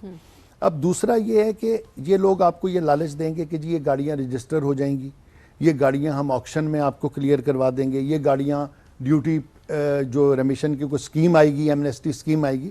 अब ये सारी चीज़ें वो हैं जो विदाउट एनी बेसिस हैं। ओके, इस वक्त लॉ में कोई गुंजाइश नहीं है कि अगर आप NCP गाड़ी पकड़ लें तो उस गाड़ी को आपके हवाले नहीं किया जा सकता, लॉ में कोई ऐसी प्रोविजन नहीं। लेकिन क्या किसी के पास अगर NCP गाड़ी है या किसी ने खरीदी है, कोई प्लान कर रहा है कि मैं NCP गाड़ी ले लूं और मैं लीगलाइज करा लूं, क्या ऐसी कोई? नहीं, लीगलाइज कराने का कोई ऑप्शन नहीं, ऑप्शन ही नहीं। एक दफा जब्त कर ली तो कर ली। जी, लॉ में पहले की बात करूं, फॉर एग्जांपल आप कहें जी मैं NCP गाड़ी लेता हूं और मैं प्रॉपर इदारों से जाके इसको करा लूंगा लीगलाइज, तो नहीं, तरीका ही नहीं, ऐसा तरीका ही नहीं। वो गाइड ये करते हैं आप ले लें, हम स्पेशली गाड़ी पकड़वाएंगे आपकी, फिर वी हैव सोर्सेज, वो आप ऑक्शन में जाएंगे और वही गाड़ी आप खरीद के ले आएंगे। एग्जैक्ट, ये जो फिनोमेना है ये समटाइम्स एक शॉर्ट लिव्ड अरसे के लिए किसी एक जगह पर जहां कुछ कनाइवेंस हो वहां तो चल सकता है 2-4 माह के लिए, बट इस वक्त जैसे मैं आपको कह रहा हूं कि कोई वे नहीं है पूरे पाकिस्तान में इस वक्त। अगर आपको कोई ये कहता है कि ऑक्शन में मैं गाड़ी दिलवा दूंगा, आप खरीद लें NCP, it is not possible. आपको गाड़ी नहीं मिलेगी, वो पकड़ी ज़रूर जाएगी। अगर किसी ने आपसे सरेंडर करवा दी है, ज़ाहिर है अगर एनसीपी गाड़ी कस्टम्स के किसी यूनिट के पास आ गई है, वो उस पर केस सीजर बनाएगा, उसको ऑक्शन में डालेगा, but that will be an open auction. वो सबके लिए होगा, बिल्कुल जी सबके लिए। और अभी तो हम ई ऑक्शन की तरफ जा रहे हैं। अच्छा, अब तो हमने उस चीज का वो जो एक था ना कि जी बिडर्स का एक ग्रुप होगा, वही बिड करेगा। अभी लास्ट टाइम हमने बलूचिस्तान से गाड़ियां मंगवा के इस्लामाबाद में ऑक्शन की। ओके अच्छा, बहुत से लोगों को नहीं पता, वो वेट कर रहे होते हैं कि अच्छा कब मालूम होगा कि किस दिन ऑक्शन होने, बिकॉज गाड़ियों के शौकीन अफराद बहुत इंतजार कर रहे होते हैं कि अच्छी गाड़ियां मिल रही होती हैं। जो आपने कहा है कि अब ई ऑक्शन होगा जी, सो इसकी डिटेल्स अगर बता दें कि इसकी डिटेल ये है कि हम ये अब अनकरीब इस चीज़ को लॉन्च कर देंगे कि जी जब कोई गाड़ी पकड़ी जाएगी और उसके खिलाफ जब वो राइप हो जाएगी फॉर डिस्पोजल आफ्टर कन्फिस्केशन, तो उसको जब ऑक्शन में डाला जाएगा तो वो ई ऑक्शन के ज़रिए आएगा। और पाकिस्तान में कोई भी बंदा कहीं भी बैठा हुआ, चाहे गाड़ी कराची में खड़ी है, लाहौर में खड़ी है, और उसकी एक सर्टिफिकेशन हम साथ अटैच करेंगे। वो एक इंडिपेंडेंट जो थर्ड पार्टी है उसकी सर्टिफिकेशन होगी कि जी ये गाड़ी, जैसे आपने देखा होगा जापान में गाड़ियां ऑक्शन में खरीदते हैं तो उसकी ग्रेडिंग होती है, बिल्कुल 5 ग्रेड है, 4.5 है, 4 ग्रेड है। तो इसकी बेस पर एक सर्टिफिकेट उस गाड़ी के साथ भी लगा होगा, तस्वीरें होंगी उसके अंदर की, उसके बाहर की, बिल्कुल आपको क्लैरिटी मिल जाएगी कि इस गाड़ी की क्या कंडीशन है, क्या मॉडल है, सो दैट कि आप बिड कर सके। तो आप अपने घर पे बैठे भी बिड कर सकते हैं। आप टाइम होगा उसका कि इतने, जी टाइम होगा, उसका टाइम होगा, उस टाइम फ्रेम के अंदर आपने बिड करनी होगी। आप लास्ट जो बिड, जब टाइम खत्म हो जाएगा तो जो हाईएस्ट बिडर होगा ज़रा वो ले जाएगा। so, ये ऐप के थ्रू होगा? जी ऐप के थ्रू होगा। और ऐप हमारा जो अपना वेब सिस्टम है ना, वेब ऑनलाइन सिस्टम है, उसके जरिए। तो ये अनकरीब जब लॉन्च होगा तो इसकी ज़ाहिर है हमने काफ़ी उसकी एडवर्टीजमेंट भी करनी है, लोगों को बताना भी है कि जी अब आप ई ऑक्शन के ज़रिए कर सकते हैं। लेकिन अभी भी जो मौजूदा निज़ाम चल रहा है इसके अंदर भी मैं आपके प्रोग्राम की वसासत से जो आपके नाजरीन हैं उनको ये बताना चाहूँगा कि इस किस्म की किसी भी चीज़ में ना पड़ें, क्योंकि कोई देयर इज़ नो प्रोसीजर कि आप अगर एनसीपी गाड़ी ले लेते हैं तो वो लीगलाइज नहीं हो सकती। उसका कोई प्रोसेस नहीं है। इवन आप duty taxes and fine and penalty पे करने पे भी राजी हैं तब भी नहीं होगी, क्योंकि ये एमनेस्टी स्कीम कभी कभार, यानी लास्ट टाइम 2012-13 में आई थी, अब उसके बाद आज 2026 है, 13 साल से तो ऐसा नहीं हुआ कि किसी ने अलाउ किया हो। तो फिर हाउ कम